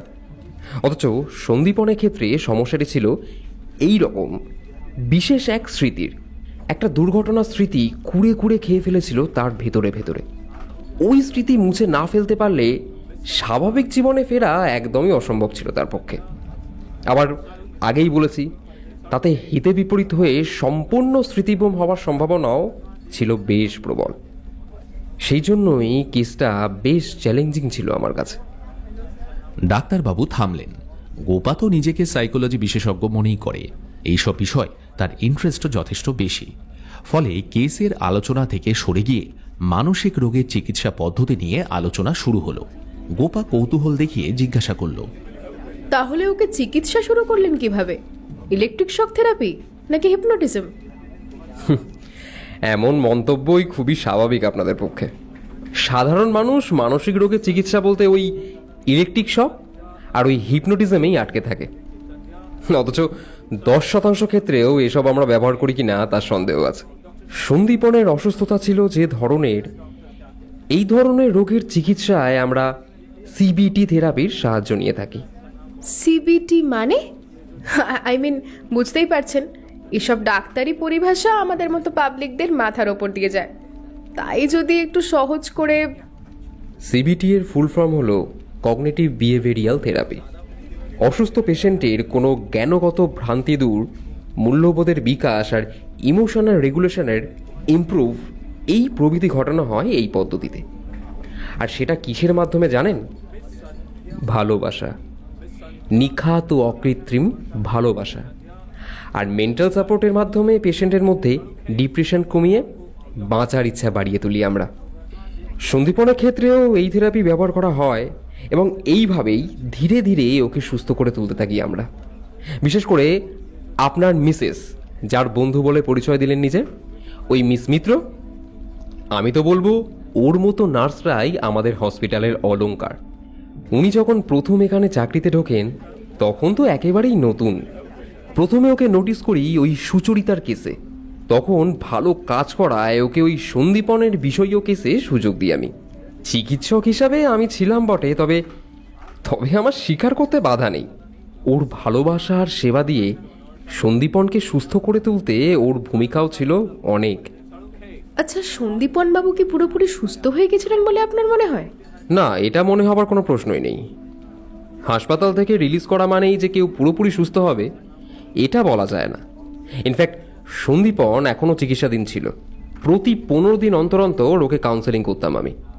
আর এমনিতেও ও টুকটাক ওষুধও খেয়ে যেত। হোয়াট? ওষুধ? কি ওষুধ? উত্তেজনায় প্রায় চেয়ার ছেড়ে উঠে দাঁড়াবার উপক্রম করলাম আমি। ডাক্তারবাবু শান্ত স্বরে জবাব দিলেন, দেখুন, সন্দীপন প্রায় সুস্থ হয়েই এসেছিল, তবে কোনো কারণে মানসিক আঘাত পেলে বা ঘুম না হলে বা টেনশন হলে ওর ওই ডিপ্রেশন আর ওই সুইসাইডাল টেন্ডেন্সিটা ফিরে আসার একটা পসিবিলিটি ছিল। এই জন্যে সাধারণ একটা ঘুমের ওষুধ আর ওই অ্যান্টি ডিপ্রেশন মেডিসিন প্রেসক্রাইব করেছিলাম আমি। তবে ওষুধের নাম বা গ্রুপ জানতে হলে মিস মিত্রের সঙ্গে একটু যোগাযোগ করে নেবেন। পেশেন্টের জন্য আলাদা একটা ফাইল মেনটেন করে সিস্টাররা, ওতেই সব পেয়ে যাবেন আপনি। আমরা উঠে পড়লাম। বিদায় সম্ভাষণ জানিয়ে আমি বললাম, আপনার অনেকটা সময় নষ্ট করলাম, শুধু একটা শেষ প্রশ্ন, ওই সন্দীপন বাবুর কি কোনো রকম শারীরিক সমস্যা ছিল? ঠিক কী ধরনের সমস্যার কথা বলছেন? আসলে ওনার স্ত্রীর ধারণা উনি হয়তো ইম্পোর্টেন্ট ছিলেন। What absurd allegation! He was not an important. বরং স্পষ্ট বুঝতে পারলাম কি যেন একটা বলতে গিয়েও চেপে গেলেন ডক্টর ভট্টাচার্য। তারপরেই হঠাৎ ব্যস্ত হয়ে বলে উঠলেন, ওয়েল, দ্যাটস অল, আমার আর কিছু বলার নেই। হঠাৎই পরিষ্কার আকাশ যেন ঘন মেঘে ছেয়ে এলো। আমি হসপিটাল থেকে বেরোতে বেরোতে মন্তব্য করলাম, ডাক্তার কি গোপন করলেন সেটা জানা কিন্তু বিশেষ দরকার আমাদের। আচ্ছা গোপা, আরেকটা ব্যাপার দেখলে, সন্দীপনের অকাল মৃত্যুতে কোনো রকম শোকচিহ্ন কিন্তু ডাক্তারের মধ্যে নেই। মানে এইসব প্রাইভেট হসপিটালে অনেক অজানা তথ্য কিন্তু চাপা থাকে। পুলিশ এনকোয়ারিতেও বিশেষ কোনো লাভ হবে বলে মনে হয় না। তুমি বরং তোমার বান্ধবীকে একটু বাজিয়ে দেখো, বুঝলে? শ্রেয়সী ওনার অধীনে কাজ করে, ওনাকে শ্রদ্ধা করে। ওনার বা ওনার হসপিটালের কোনো বদনাম হোক এমন কোনো তথ্য ও বলবে বলে তো আমার মনে হয় না। তবে তুমি একদম চিন্তা করো না, সত্যি যেখানেই চাপা থাকুক না কেন আমি সেটা উদ্ঘাটন করবই। কসবায় বিষয়ীদের বাড়িটা একটা বিশেষ দ্রষ্টব্য। ঠিক পুরনো দিনের প্রাসাদের মতো হয়তো তুলনীয় নয়, কিন্তু ছিমছাম তিনতলা বাড়ির কোনায় কোনায় বৈভবের প্রাচুর্য দেখে চমকে উঠতে হয়। দোতলায় বাস করত সন্দীপন আর মধুশ্রী। মন্দের ভালো, অন্তত বেডরুমটা তাদের আলাদা ছিল না। আর তিনতলার পুরোটা জুড়ে গড়ে উঠেছে তার সৎ মায়ের সাম্রাজ্য। একটু বেলার দিকে আমরা ওখানে গিয়ে যখন পৌঁছলাম, মধুশ্রীর বেডরুমে তখন ইলেকট্রিশিয়ান কাজ করছে। মধুশ্রী গোপাকে দেখে এগিয়ে এসে বলল, দেখো না দিদি, ঘরের লাইটগুলো গত তরশু সন্ধ্যা থেকেই জ্বলছে না। তা তুমি হঠাৎ কি মনে করে? কিছু মনে করতে নয়, এসেছি তদন্তে। মধুশ্রী যেন আকাশ থেকে বলল, অ্যাক্সিডেন্ট হয়েছে তো, এতে আবার তদন্তর কি আছে? মানে আমি জাস্ট বুঝলাম না তাই। অ্যাক্সিডেন্ট নয়, ওটা খুন। এইটুকু বলেই বাতিল একটা এলইডি বাল্ব রুমালে জড়িয়ে ব্যাগে ঢুকিয়ে নিল গোপা।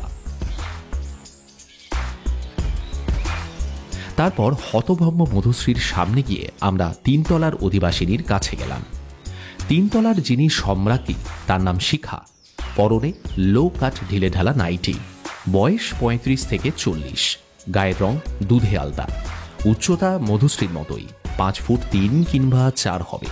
কিন্তু সবচেয়ে বড় কথা, মারকাটারি সুন্দরী বলতে যা বোঝায় ইনিও ঠিক তাই। প্রয়াত রণজয় বিষয়ের বুড়ো বয়সে এমনি এমনি যে মতিভ্রম ঘটেনি এটা বেশ বুঝতে পারলাম। সৎ ছেলেকে হারানোর কোনো দুঃখই ফুটে ওঠেনি তার মধ্যে, ফুটিয়ে তোলার কোনো চেষ্টাও চোখে পড়ল না। আমার ব্যাচ আর গোপার আইডেন্টিটি কার্ডটা পরখ করে দেখে নিয়ে বললেন, পুলিশ এবং প্রাইভেট গোয়েন্দা একসঙ্গে তদন্ত করছে। স্ট্রেঞ্জ, এরকম ব্যাপার তো কোশমিনকালেও দেখিনি। তবে কি জানেন তো, ওইসব প্রাইভেট গোয়েন্দাগিরিটি এবার আমার কাছে হাস্যকর মনে হয়। এইটুকু বলে পরনের পোশাক সম্পর্কে সম্পূর্ণ উদাসীন হয়ে বিপজ্জনকভাবে আমার দিকে ঝুঁকে পড়ে বললেন, বলুন, আপনার জন্য তাহলে আমি ঠিক কি করতে পারি? আমি আর চোখে একবার গোপার দিকে চেয়ে নিয়ে সোজাসুজি তাকে জিজ্ঞাসা করলাম, আপনার সৎ ছেলের মৃত্যুটা কোনো দুর্ঘটনা নয়, ওটা প্রি প্ল্যান্ড একটা মার্ডার, এটা আপনি জানেন? মিসেস বিষয় আরও কিছুটা সামনে ঝুঁকে এলেন, তারপর উদাস গলায় বললেন, প্রথমত, সন্দীপনের সঙ্গে আমার বয়সের পার্থক্য মাত্র 5 বছর। প্রয়াত স্বামীর আগের পক্ষের ছেলের মাতৃত্বের বোঝা বইতে আমি রাজি নই। আর তাছাড়া ও নিজেও আমায় এতটুকুও কোনোদিন সম্মান করতো না। কাজেই ওই ছেলে কথাটা বাদ দিলে খুব ভালো হয়।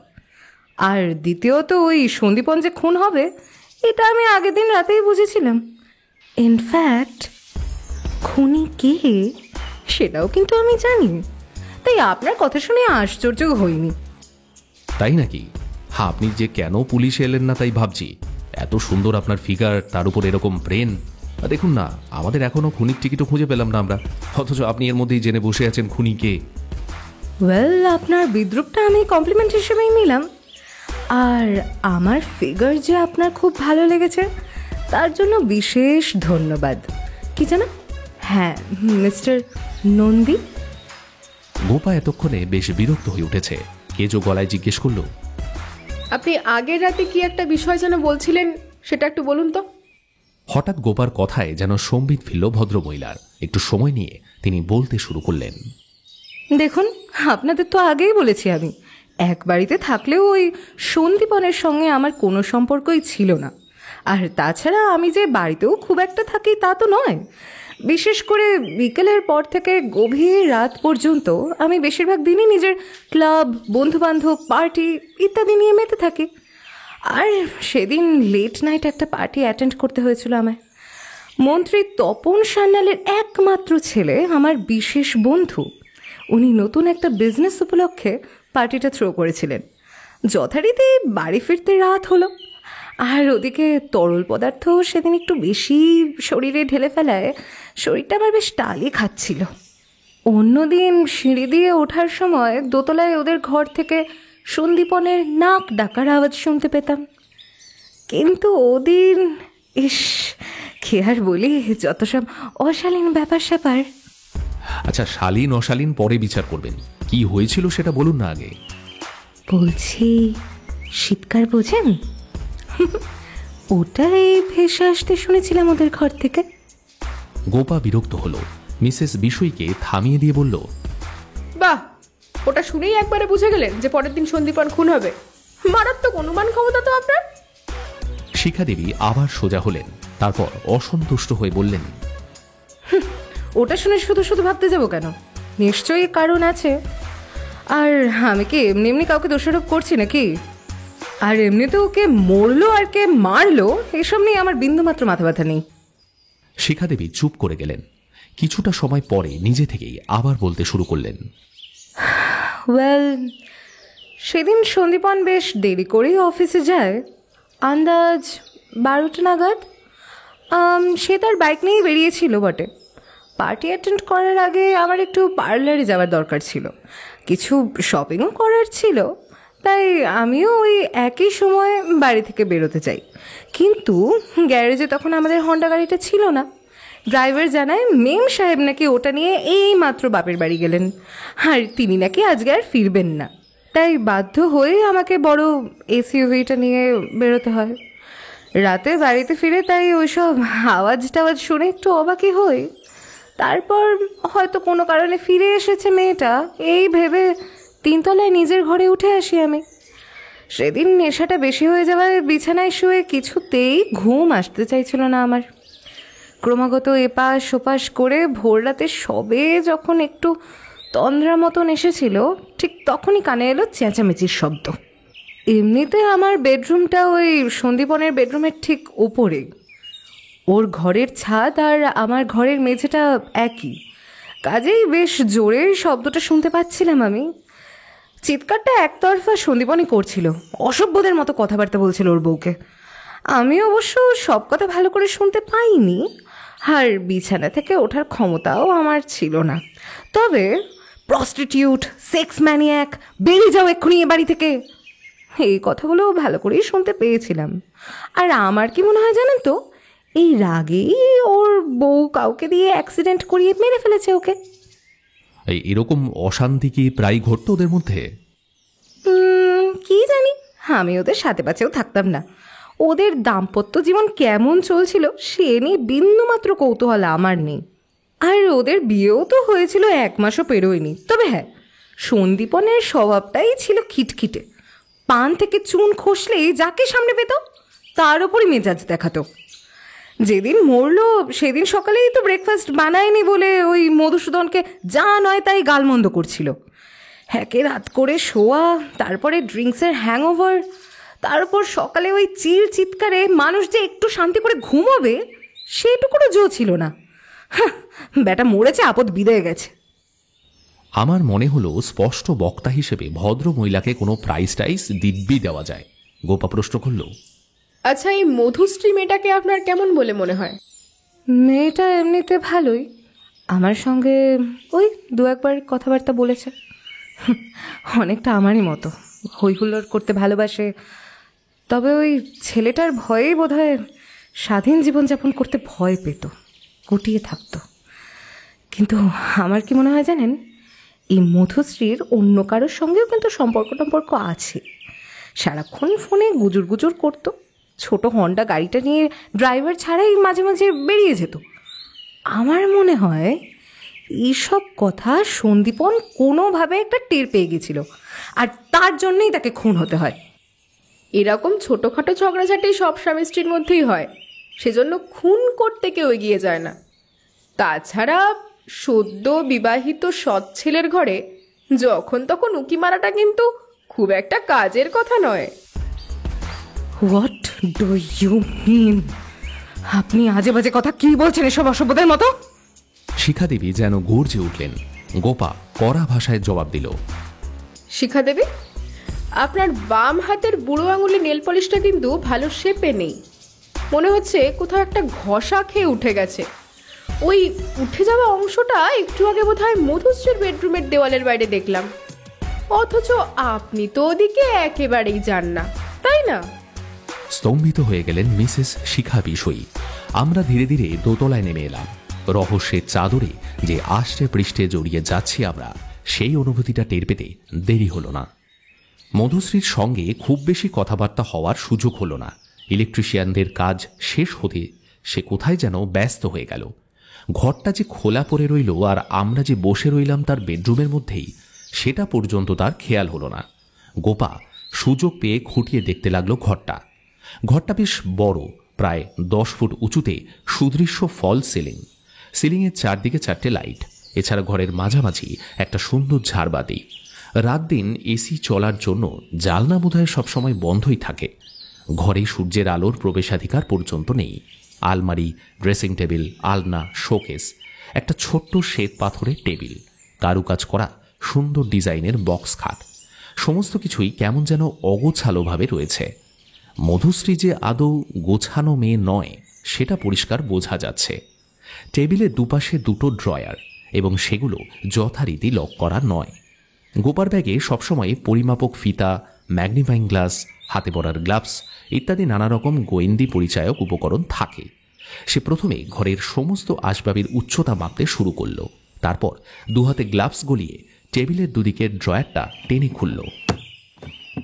সেখান থেকে উদ্ধার করল খামে ঢোকানো 2 ধরনের ওষুধের 2খানি স্ট্রিপ। দুটোই ট্যাবলেট, গোলাকার, মোটামুটি একই সাইজের। একটা রং হালকা গোলাপি, অন্যটা সাদা। প্রত্যেকটা ওষুধের স্ট্রিপে 5টা করে ওষুধের জায়গা। এখন অবশ্য আছে 3টে। গোলাপি ওষুধটা পাওয়া গেল ডান দিকের ড্রয়ার থেকে, এটার খামের ওপর লেখা 2। আর বাঁ দিকের ড্রয়ার থেকে পাওয়া গেল সাদা রঙের ওষুধটা, যার খামের ওপর লেখা 1। ব্যাপারটা যে কি সেটা জেনে নিতে পারতাম যাদের কাছে, তাদের দুজনের কেউই নেই। একজন চলে গেছেন একেবারে ওপরে, ইহলোকের বাইরে, আর অন্যজন জরুরি ফোনে এইমাত্র বেরিয়ে গেলেন বাড়ির বাইরে। প্রেসক্রিপশন মিলিয়ে ডাক্তার ভট্টাচার্যকে ফোন করে একটা জিনিস অবশ্য বুঝতে পারলাম আমরা। গোলাপি ওষুধটা ডিপ্রেশনের ওষুধ, আর অন্যটা ঘুমের। এই ঘুমের ওষুধটি ব্যবহার করে অ্যাক্সিডেন্ট ঘটানো হয়েছে কিনা সেটা ফরেন্সিক ডাক্তারকে দিয়ে পরীক্ষা করালেই পরিষ্কার হবে। কিন্তু মুশকিলটা হচ্ছে, এটা যে এই ঘর থেকেই সংগৃহীত হচ্ছে সেটার একটা নিরপেক্ষ সাক্ষী না রাখলে কেসটা যখন কোর্টে উঠবে, বজ্জাত ডিফেন্স কাউন্সিলর বড্ড অসুবিধায় পড়তে হবে আমাদের। আমি সাক্ষীর খোঁজে বাইরে বেরোতেই অন্তত 6 ফুট উচ্চতার তামাটে বর্ণের একজন মধ্যবয়স্ক ভদ্রলোককে ঠিক দরজার পাশেই আবিষ্কার করলাম। তার তখন পুরো হতভম্ব অবস্থা। বুঝে নিতে অসুবিধে হলো না দরজার আড়াল থেকে ইনি নজরদারি চালাচ্ছিলেন আমাদের উপর। এখানে দাঁড়িয়ে কি করছিলেন? কি নাম আপনার?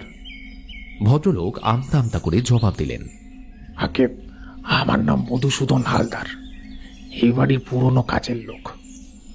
বৌরানী বেরোবার আগে বলে গেলেন যে আপনাদের যদি কোনো দরকার লাগে সেই জন্যই এসেছিলাম, কিন্তু আপনারা কি সব কাজকর্ম করছেন দেখে ভেতরে ঢোকার আর সাহস পেলাম না। এরকম অকাট্য যুক্তি দিলে আর কিছু বলার থাকে না।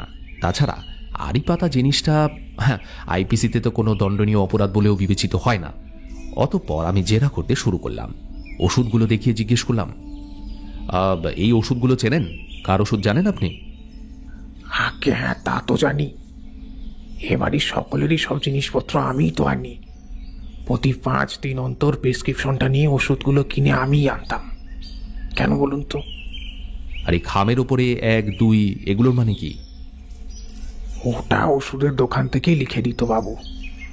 আমি মুখ্য সূক্ষ্ম লোক, যদি ঠিকঠাক বলতে না পারি ওই জন্যই ওরকম ওরা লিখে দিত।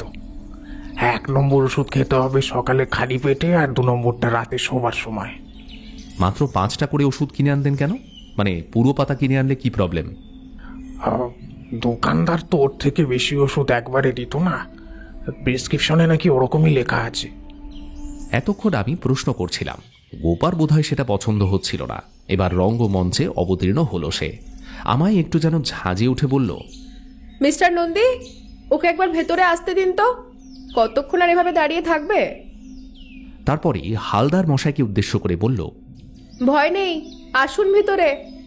ভদ্রলোক তবুও আমার দিকে ভয় ভয় তাকাচ্ছেন দেখে এবারে একেবারে যাচ্ছে তাই লেবেলে গিয়ে গোপা বলল, আরে আপনি বৃথাই ভয় পাচ্ছেন। আমি ওর বস, উনি আমার আন্ডারেই কাজ করেন। আমার কথাই শেষ কথা। আপনি আসুন, এই নিন, এই সোফাটা একটু বসুন তো আরাম করে। রাগে গা পিত্তি জ্বলে গেল আমার, কিন্তু তদন্তের স্বার্থে অপমানটা স্রেফ হজম করে নিলাম। ভদ্রলোক দিব্যি এসে জমিয়ে বসলেন সোফায়। গোপা তার কমান্ডিং টোনটা পাল্টে ফেলে একেবারে ঘরোয়া সুরে কথোপকথন শুরু করল। আপনি তো অনেক বছর এখানে চাকরি করছেন, তা কত বছর হলো? বছর কি আর অত মনে আছে? তবে ছোটবাবু জন্মের বছর 3 আগে থেকেই হয়তো। বাহ, তা কেমন মাইনেপত্র পান? আগে আমি যা পাই তা অনেক সরকারি চাকরিও পায় না আজকাল। আচ্ছা, এ বাড়িতে উঁচু মইটই জাতীয় কিছু আছে কি? মই? আগে সেরকম কিছু তো। বাবা, এদের এত বড় বাড়ি, এত ধনী মানুষেরা, অথচ কাজের লোক শুধু আপনি। মানে সমস্ত কাজ এরা আপনার একার ঘাট দিয়ে করিয়ে নেন? না না, আপনার কোথাও একটা ভুল হচ্ছে। আমি ছাড়াও একজন ড্রাইভার আছে। ও অবশ্য থাকে ওই পাশের পাড়াতেই। দরকারে ওকে ফোন করে ডেকে নেওয়া হয়। তাছাড়া নামেই বড় বাড়ি, বাস করেন সর্বসাকুল্যে 3টে প্রাণী, তারপরে পৌরালি এলেন মাত্র কদিন আগে। ছোটবাবুও ছিলেন হাসপাতালে। তবে বড়বাবু বেঁচে থাকতে আরও কয়েকজন কাজের লোক ছিলেন। ওর মৃত্যুর পরে মেম সাহেব তাদের ছাড়িয়ে দেন। বলেন নাকি বেশি কাজের লোক থাকার কোনো মানেই হয় না, প্রাইভেসি নষ্ট হয়। আচ্ছা, আপনার বড় বাবু মানে রণজয় বিষয়ী মানুষটা কেমন ছিলেন? আগে বড়বাবু খুব ভালো মানুষ ছিলেন আমাদের, তবে শেষ বয়সে এসে মাথার গোলমালটা নিয়েই। হ্যাঁ, কিসের যেন একটা ভয় পেতেন শুনেছিলাম। কিসের যেন মাকড়সার না? গোপা এখন ন্যাকামি চূড়ান্তে। হালদার মশাই মাথা নেড়ে বললেন, আরে না না, মাকড়সা নয়, সাপ। সবসময় ভাবতেন তার বিছানার নিচে নাকি এ সাপ লুকিয়ে আছে। ওই আতঙ্কেই তো 3-3বার স্ট্রোক হয়ে গেল ওনার। প্রথম দুবার সামনে নিলেও শেষবারেরটা আর। জামার হাতায় চোখ মুছলেন মধুসূদন বাবু। এই অবস্থায় আমার মতো একজন পুলিশ অফিসার অবধারিত যে প্রশ্নটা করত সেটা হতো, রণজয় বাবুর কি কারো সঙ্গে বিশেষ শত্রুতা ছিল? কিন্তু গোপা সে পথে হাঁটল না, বরং ছদ্ম রাগ দেখিয়ে সে বলল, আপনি কিন্তু মিথ্যে কথা বলছেন হালদার বাবু। হ্যাঁ, মিথ্যে কথা? দিদিমণি, আমি তো কোনো মিথ্যে কথা বলিনি। বলেছেন বলেছেন, আপনি মিথ্যে কথা বলেছেন। আপনি তো বললেন বড়বাবু লোকটা খুব ভালো ছিলেন, কিন্তু অফিসে ওনার কর্মচারীরা কিন্তু সেটা বলছেন না। তারা বলছেন কাদের সঙ্গে যেন ওনার একটা শত্রুতা ছিল। আমি জানি গোপা আদৌ বিষয় ইন্ডাস্ট্রির অফিসে গিয়ে কোনো রকম খোঁজ খবরই করেনি। তবু তারই বোকা বোকা ট্রিকেই হালদার মশাই বিভ্রান্ত হলেন। প্রায় মরিয়া হয়ে বললেন, না না না না, ও সব ওরা নিশ্চয়ই বানিয়ে বলেছে। আপনি শুনুন, আমি বলছি, বড়বাবু লোক হিসাবে খুব ভালো ছিলেন। তবে প্রথম হার্ট অ্যাটাক হওয়ার পরেই নিজের মনে ওকে কয়েকবার বলতে শুনেছিলাম, অজিতেশকে ঠকানোর পাপেই আজকে আমার এই অবস্থা। বারবার বলতেন বড়বাবু। অজিতেশ? ইনি আবার কি? এবার হালদার মশাই বেশ সাবধানী হয়ে জবাব দিলেন, আগে অজিতেশ বাবু ছিলেন বড়বাবুর বিজনেস পার্টনার। আর তখন কোম্পানির নাম ছিল রায় অ্যান্ড বিষয় ইন্ডাস্ট্রি। পরে অবশ্য তিনি তার অংশ বড়বাবুকে দান করে দেন এবং নিজেও আত্মহত্যা করেন। আগে এর বেশি আমি কিছু বলতে পারবো না। গোপা নীরবে আমার সঙ্গে একবার দৃষ্টি মিলিয়ে মধুসূদন বাবুকে আবার প্রশ্ন করল, আচ্ছা, বুঝলাম। তা আপনার বাড়ি কোথায়? বারুইপুর চেনেন? আগে ওইখানেই আমার বাড়ি। বাড়িতে কে কে আছেন? হ্যাঁ, বউ আছে, ছেলে আছে। তবে বউটা খুব অসুস্থ। মেয়েটা মারা যাওয়ার পর থেকেই। হ্যাঁ, আপনার মেয়ের ব্যাপারে আমি সবটাই শুনেছি। একটা দুর্ঘটনায়, মানে আপনার ছোটবাবুর তো তারপর থেকেই এরকম অবস্থা হয়। আচ্ছা, আপনার মেয়েকে তো উনি খুব ভালোবাসতেন, তাই না? পুলিশি চোখ আবার স্পষ্ট দেখতে পেলাম। মধুসূদন বাবুর চোখটা হঠাৎ যেন ধক করে জ্বলে উঠল। মুহূর্তেই অবশ্য নিজেকে সামলে নিয়ে বললেন, আপনারা তো সবই জানেন দেখছি। হ্যাঁ, আপনার মেয়ের কিভাবে মৃত্যু হয়েছিল আমরা জানি। সন্দীপনের জন্যই যে অকালে আপনার মেয়েকে হারিয়ে ফেললেন সে খবরও আমরা শুনেছি। কিন্তু টোপটা গিললেন না মধুসূদন বাবু। হঠাৎ যেন একটু দার্শনিক ভাবমূর্তি দেখিয়ে বললেন, আগে আমরা যন্ত্র, তিনি যন্ত্রী। সবই তার ইচ্ছা, মায়ের কৃপাতেই সব হয়। আমরা তো নিমিত্র মাত্র বলুন।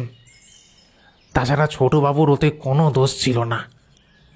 যার যখনটা আকাশে তাকে তখন চলে যেতেই হয়, কারোর কিচ্ছু করার থাকে না। বাহ, এ তো আপনি চমৎকার করেছেন।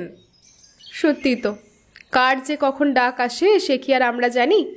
এই যেমন ধরুন না, আপনার ছোটবাবুই সকালে দিব্যি ঘুম থেকে উঠলেন, আপনার বানানো ব্রেকফাস্টও খেলেন। কে আর জানতো রাস্তায় তাকে এভাবে দুর্ঘটনায় মরে যেতে হবে? আজ্ঞে না ম্যাডাম, অন্যদিন ব্রেকফাস্ট আমিই বানাই বটে, তবে ওই দিন ছোটবাবু কিছুটি খেয়ে যাননি। সে কি, খালি পেটেই ছেলেটাকে বেরোতে দিলেন? গোপা ঠিক যেন প্রাচীন মাসিমা। হালদার মশাই কাঁচু মাচু মুখে জবাব দিলেন, আগে কি একটা জরুরি মিটিং আছে বলে তাড়াতাড়ি বেরিয়ে গেল। এই জন্যই তো তাড়াহুড়ো করছিল, কিছু খেলেও না। আমি বললুম খেয়ে যেতে, তা ছেলে কি আর আমার কথা শোনে? নিজের বাপকেই পাত্তা দিত না। তাছাড়া পরে ওর ঘরে গিয়ে আমি দেখেছিলাম মদের বোতল, গ্লাস, সিগারেট সব কিছু ছড়ানো। বোধহয় বৌরানী বাপের বাড়ি চলে গিয়েছিল, সেই জন্যই সারা রাত বসে বসে মদ গিলেছে, আর সকালে উঠে কিচ্ছুটি খায়নি। কটা গ্লাস ছিল? একটাই স্যার। তা উনি কি এরকমই প্রায়ই মদ্যপান করতেন? হ্যাঁ, আগে প্রচুর করতেন, বাড়িতে মজুদও থাকতো, কিন্তু বিয়ের পর বোধহয় এই প্রথমবার খেলো। এরপর আরও কিছুক্ষণ কথাবার্তা চালিয়েও বিশেষ কিছু উদ্ধার হলো না। মধুশ্রীর চালচলন নিয়ে কিংবা শিখা দেবীর চরিত্র নিয়েও তিনি কোনো মন্তব্য করতে রাজি হলেন না। ভদ্রলোকের সাফ কথা, হাজার হোক আমি এদের বাড়ির চাকর, মালিক বা মালকিনদের স্বভাব চরিত্রের বিষয় আমার কিছু বলাটি সাজে না। তবে তার ছোট বাবু এবং বৌরানীর মধ্যে স্বাভাবিক একটা দাম্পত্যের সম্পর্ক যে ঠিকমতো গড়ে উঠতে পারেনি, এটা উনি আন্দাজ করতে পারছিলেন বলে জানালেন আমাদের। আর এজন্যই নাকি মধুশ্রী নয়, দায়ী আসলে সন্দীপন। মেন্টাল পেশেন্ট হবার পর থেকেই সে নাকি একটু বেশি খিটখিটে হয়ে পড়েছিল। সন্দীপনের মৃত্যু হবার আগের দিন বিকেলে মধুশ্রী গাড়ি নিয়ে যে নিজের বাপের বাড়ি চলে গিয়েছিল সেটাও কনফার্ম করলেন উনি। তবে রাতে ফিরে এসেছিলেন কিনা সেটা ইনি জানেন না, কারণ রোজকার মতো রাত 8টার ডাউন বারুইপুর লোকালে উনি বাড়ি ফেরেন। পরের দিন আবার ধরতে হয় 7:05 আপ। এই বাড়িতে বাইরের গেটের একটা চাবি থাকত শিখা দেবীর হেফাজতে, অন্যটি সন্দীপনের। তবে দিন দশেক আগে নাকি মধুশ্রীও একটা ডুপ্লিকেট চাবি বানিয়েছিল নিজের জন্য, কাজেই মধুশ্রীর পক্ষে রাতে ফিরে আসা অসম্ভব ছিল না। অবশ্য যেদিন অ্যাক্সিডেন্টটা ঘটে সেদিন সকালে মধুশ্রীকে দেখা যায়নি এখানে। এমনকি সন্দীপনের মৃত্যুর খবর পেয়ে সে নাকি এই বাড়িতে আর আসেইনি কদিন। আজ সকালেই সবে তার আগমন ঘটেছে। ড্রাইভার বিজয়কেও একপ্রস্থ জেরা করে জ্ঞাত তথ্যে উল্লেখযোগ্য সংযোজন কিছুই ঘটল না। আমার মনের মধ্যে একটা আপাত অসম্ভব সম্ভাবনা উঁকি ঝুঁকি দিতে শুরু করেছে। গোপারও তাই হচ্ছে কিনা সেটা অবশ্য বোঝার উপায় নেই। সে ততক্ষণে এই ঘরের ময়লা ফেলার ডাস্টবিনটা উপুর করে ফেলেছে। ফিরতি পথে গোপাকে অস্বাভাবিক রকম গম্ভীর দেখলাম। পরের দিন সকালে হাজির হলাম শ্রেয়সীদের বাড়িতে। গোপা তার বাবা মায়ের পূর্ব পরিচিতা। দেখলাম তারা বেশ স্নেহ করেন গোপাকে। শ্রেয়সীর বাবার সঙ্গে অবশ্য বেশি কথা বলার সুযোগ হলো না, তিনি ব্যস্ত মানুষ। দুমুঠো নাকে মুখে গুজে ওষুধের দোকানে বেরিয়ে গেলেন। শ্রেয়সীর সঙ্গেও দেখা হলো না, তার গত রাতে হসপিটালে নাকি নাইট ডিউটি ছিল, এখনও ফেরেনি। আর মধুশ্রী যথারীতি আজও কোথায় যেন বেরিয়েছে। এই 7 সকালে হাজরা থেকে মানিকতলা ঠেঙিয়ে আসা নিরর্থক হলো কিনা সেই ভাবনাই ভাবছিলাম আমি। গোপা অবশ্য শ্রেয়সীর মায়ের সঙ্গে দিব্যি গল্প জমিয়ে ফেলেছে। ছোট মেয়ের অকাল বৈধব্যে ভদ্রমহিলা যে যথেষ্ট চিন্তিত সেটা তার কথাবার্তা শুনেই পরিষ্কার। মধ্যবিত্ত সংসারে বিধবা বিবাহ আজকের যুগেও যে কতটা কঠিন সেটা মধ্যবিত্ত সমাজে যারা বাস করেন তারাই ভালোভাবে বুঝতে পারবেন। গোপা কথায় কথায় জিজ্ঞাসা করল, আচ্ছা মাসিমা, শ্রেয়সী বিয়েটা কেন করছে না বলুন তো? ভদ্রমহিলা ঠোঁট উল্টে জবাব দিলেন, তুমি তো জানোই মা, ও চিরকাল নিজের পড়াশোনা আর কাজকর্ম নিয়েই মেতে থাকে। বিয়েটা বোধহয় ওর আর হবে না। তাছাড়া আজকাল আবার ওই রূপসী না হলে। তবে কয়েক মাস আগে একবার যেন ঠারে ঠারে বলেছিল ও কাউকে একটা বিয়ে করতে চায়। তারপর হঠাৎ করে আমার ছোট মেয়ের বিয়েটা হয়ে গেল, আমাদের সব সঞ্চয়ও শেষ হয়ে গেল। এই জন্যেই বোধহয় পরে আর এ নিয়ে কিছু উচ্চবাচ্য করেনি। গোপা এবার আর একটু ঘনিষ্ঠ হয়ে কথাবার্তা চালাতে লাগলো। তারপর যেন কথায় কথায় জিজ্ঞেস করছে এমনভাবেই বলল, আচ্ছা, যেদিন সকালে সন্দীপন মানে আপনার জামাইয়ের মৃত্যু হলো তার আগের দিন রাত্রে আপনার ছোট মেয়ে কি এখানে ছিল? খানিকক্ষণ চিন্তা করে তিনি জবাব দিলেন, হ্যাঁ, সন্ধ্যের মুখে একবার এসেছিল ওর শ্বশুরবাড়ির একটা গাড়ি নিয়ে।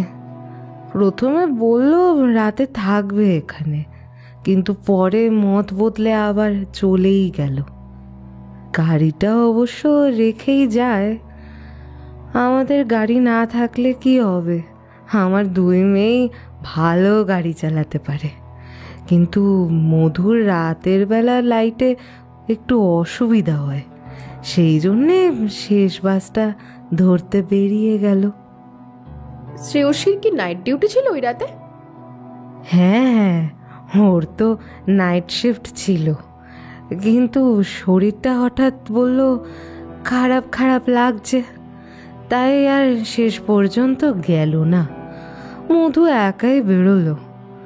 পরদিন একেবারে ফার্স্ট সকালেই অবশ্য গাড়িটা নিতে চলে আসে ও, আর এখানে বসেই টিভিতে নিউজ চ্যানেলে ওর স্বামীর মৃত্যু সংবাদটা জানতে পারে। তারপর আর 2 দিন ও মুখ হয়নিও। কেন? আসলে কি জানো তো, ওর ওই শাশুড়ি তো ওকে আবার সহ্য করতে পারে না।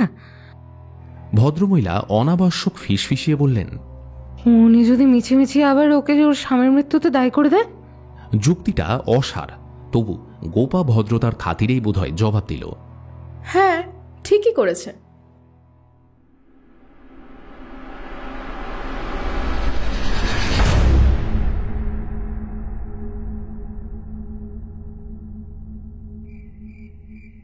সন্ধ্যায় হঠাৎ এক পশলা বৃষ্টি হয়ে গেল, তবে তাতে লাভ কিছুই হলো না। দাউ দাউ করে জ্বলতে থাকা আগুনে সামান্য জল সিঞ্চনে আগুন নেভে না, উল্টে উত্তাপটাই বেড়ে যায়। এক্ষেত্রেও ঘটল ঠিক তাই। ভ্যাবসা গরম হয়ে উঠল আরও অস্বস্তিকর। গোপা 10 মিনিট মোবাইলে মুখ গুজে, 5 মিনিট গালে হাত দিয়ে ভেবে, তারপর আরও কয়েক মিনিট নিজের লাল রঙের ডায়েরিটায় কী সব হিজিবিজি কেটে আমার দিকে ভ্রু কুচকে তাকালো। বুঝতে পারলাম এবার আমার পরীক্ষা শুরু হবে। বলো, অঙ্কে ঠিক কোথায় কোথায় গোলমাল বুঝলে? প্রশ্নটা কমন এসেছে। আমি ঝটপট উত্তরগুলো সাজাতে শুরু করলাম। প্রথমেই ধরা যাক মধুশ্রীর কথা। কেমন? তার কথা অনুযায়ী সন্দীপন ছিল যৌনতায় অক্ষম, অথচ শীতকারের আওয়াজ ভেসে আসার কথা এর সঙ্গে মিলছে না। তাছাড়া বাপের বাড়ি থেকে তাকে ফিরে আসতেই বা হলো কেন অত রাতে? গোপার প্রশংসা ভরা চাহনি দেখে আমার আত্মবিশ্বাস খানিকটা বেড়ে গেল। গলাটা আরেকটু পরিষ্কার করে নিয়ে বললাম, আচ্ছা, শিখা দেবী তো কোনো রাগঢাক না করেই বললেন সন্দীপন মরেছে, তাতে ভালোই হয়েছে। আবার ওই হালদার মশাইয়ের কথাই ধরো না, তিনি নিজেকে মুখ্য সূক্ষ্ম মানুষ বলে পরিচয় দিলেন, অথচ প্রেসক্রিপশন, প্রাইভেসির মতো ইংরেজি শব্দ নিখুঁত উচ্চারণে বলে গেলেন, তাই নয় কি? গোপা এবার হো হো করে হেসে উঠল। তারপর আমার দুগাছি চুল নরম করে টেনে দিয়ে বলল, তোমাদের মতো পুলিশগুলোর না একটাই সমস্যা, সোজা জিনিসকেও বাঁকা করে না দেখলে চলে না। না, 2 মাত্র ইংরেজি শব্দ বললেন, তাও আবার সেগুলো বহুল প্রচারিত, আর তাতেই নাকি এত সন্দেহ। অথচ কত গভীর দর্শনের কথা বললেন, কমলাকান্তের লিরিক কোট করলেন, সেগুলো দেখতে পাও না, তাই না? ম্যাডাম, পুলিশরা তো আর তোমাদের মতো সোজা পথের পথিক নয়। দিনরাত বাঁকা পথের লোকেদের পিছনে তাদের দৌড়তে হয়, তাই সহজে সোজা করেও কোনো কিছুই দেখা হয় না আমাদের। তবে তাই বলে আমরা অন্ধও নই। মেয়ের মৃত্যুর জন্য মধুসূদন বাবু বাইরে যতই নৈব্যক্তিক থাকার চেষ্টা করুন, আসলে যে সন্দীপনের প্রতি প্রচণ্ড ক্ষোভ বহন করে বেড়াতেন মনে মনে, এটা ওনার অগ্নিদৃষ্টি দেখে ঠিকঠাক বুঝে নিয়েছি। আচ্ছা, একটা কথা বলো, তুমি ডাস্টবিনে কি খুঁজছিলে বলো তো? সত্যের মানিক তো ময়লাতেই পাওয়া যায়, তাই না নন্দু মহারাজ? গল্পের প্রথম পর্ব আজকে এ পর্যন্তই। কেমন লাগলো অবশ্যই কমেন্ট করে জানাবে। গল্পের অন্তিম পর্ব নিয়ে ফিরে আসবো পরশু, অর্থাৎ আগামী বুধবার রাত ঠিক 8টায়, শুধুমাত্র নিশিরাগ গল্পের আড্ডায়। গোপা কি পারবে সন্দীপনের খুনিকে ধরতে? জানতে হলে কিন্তু শুনতে থাকো নিশিরাগ গল্পের আড্ডা। So stay tuned.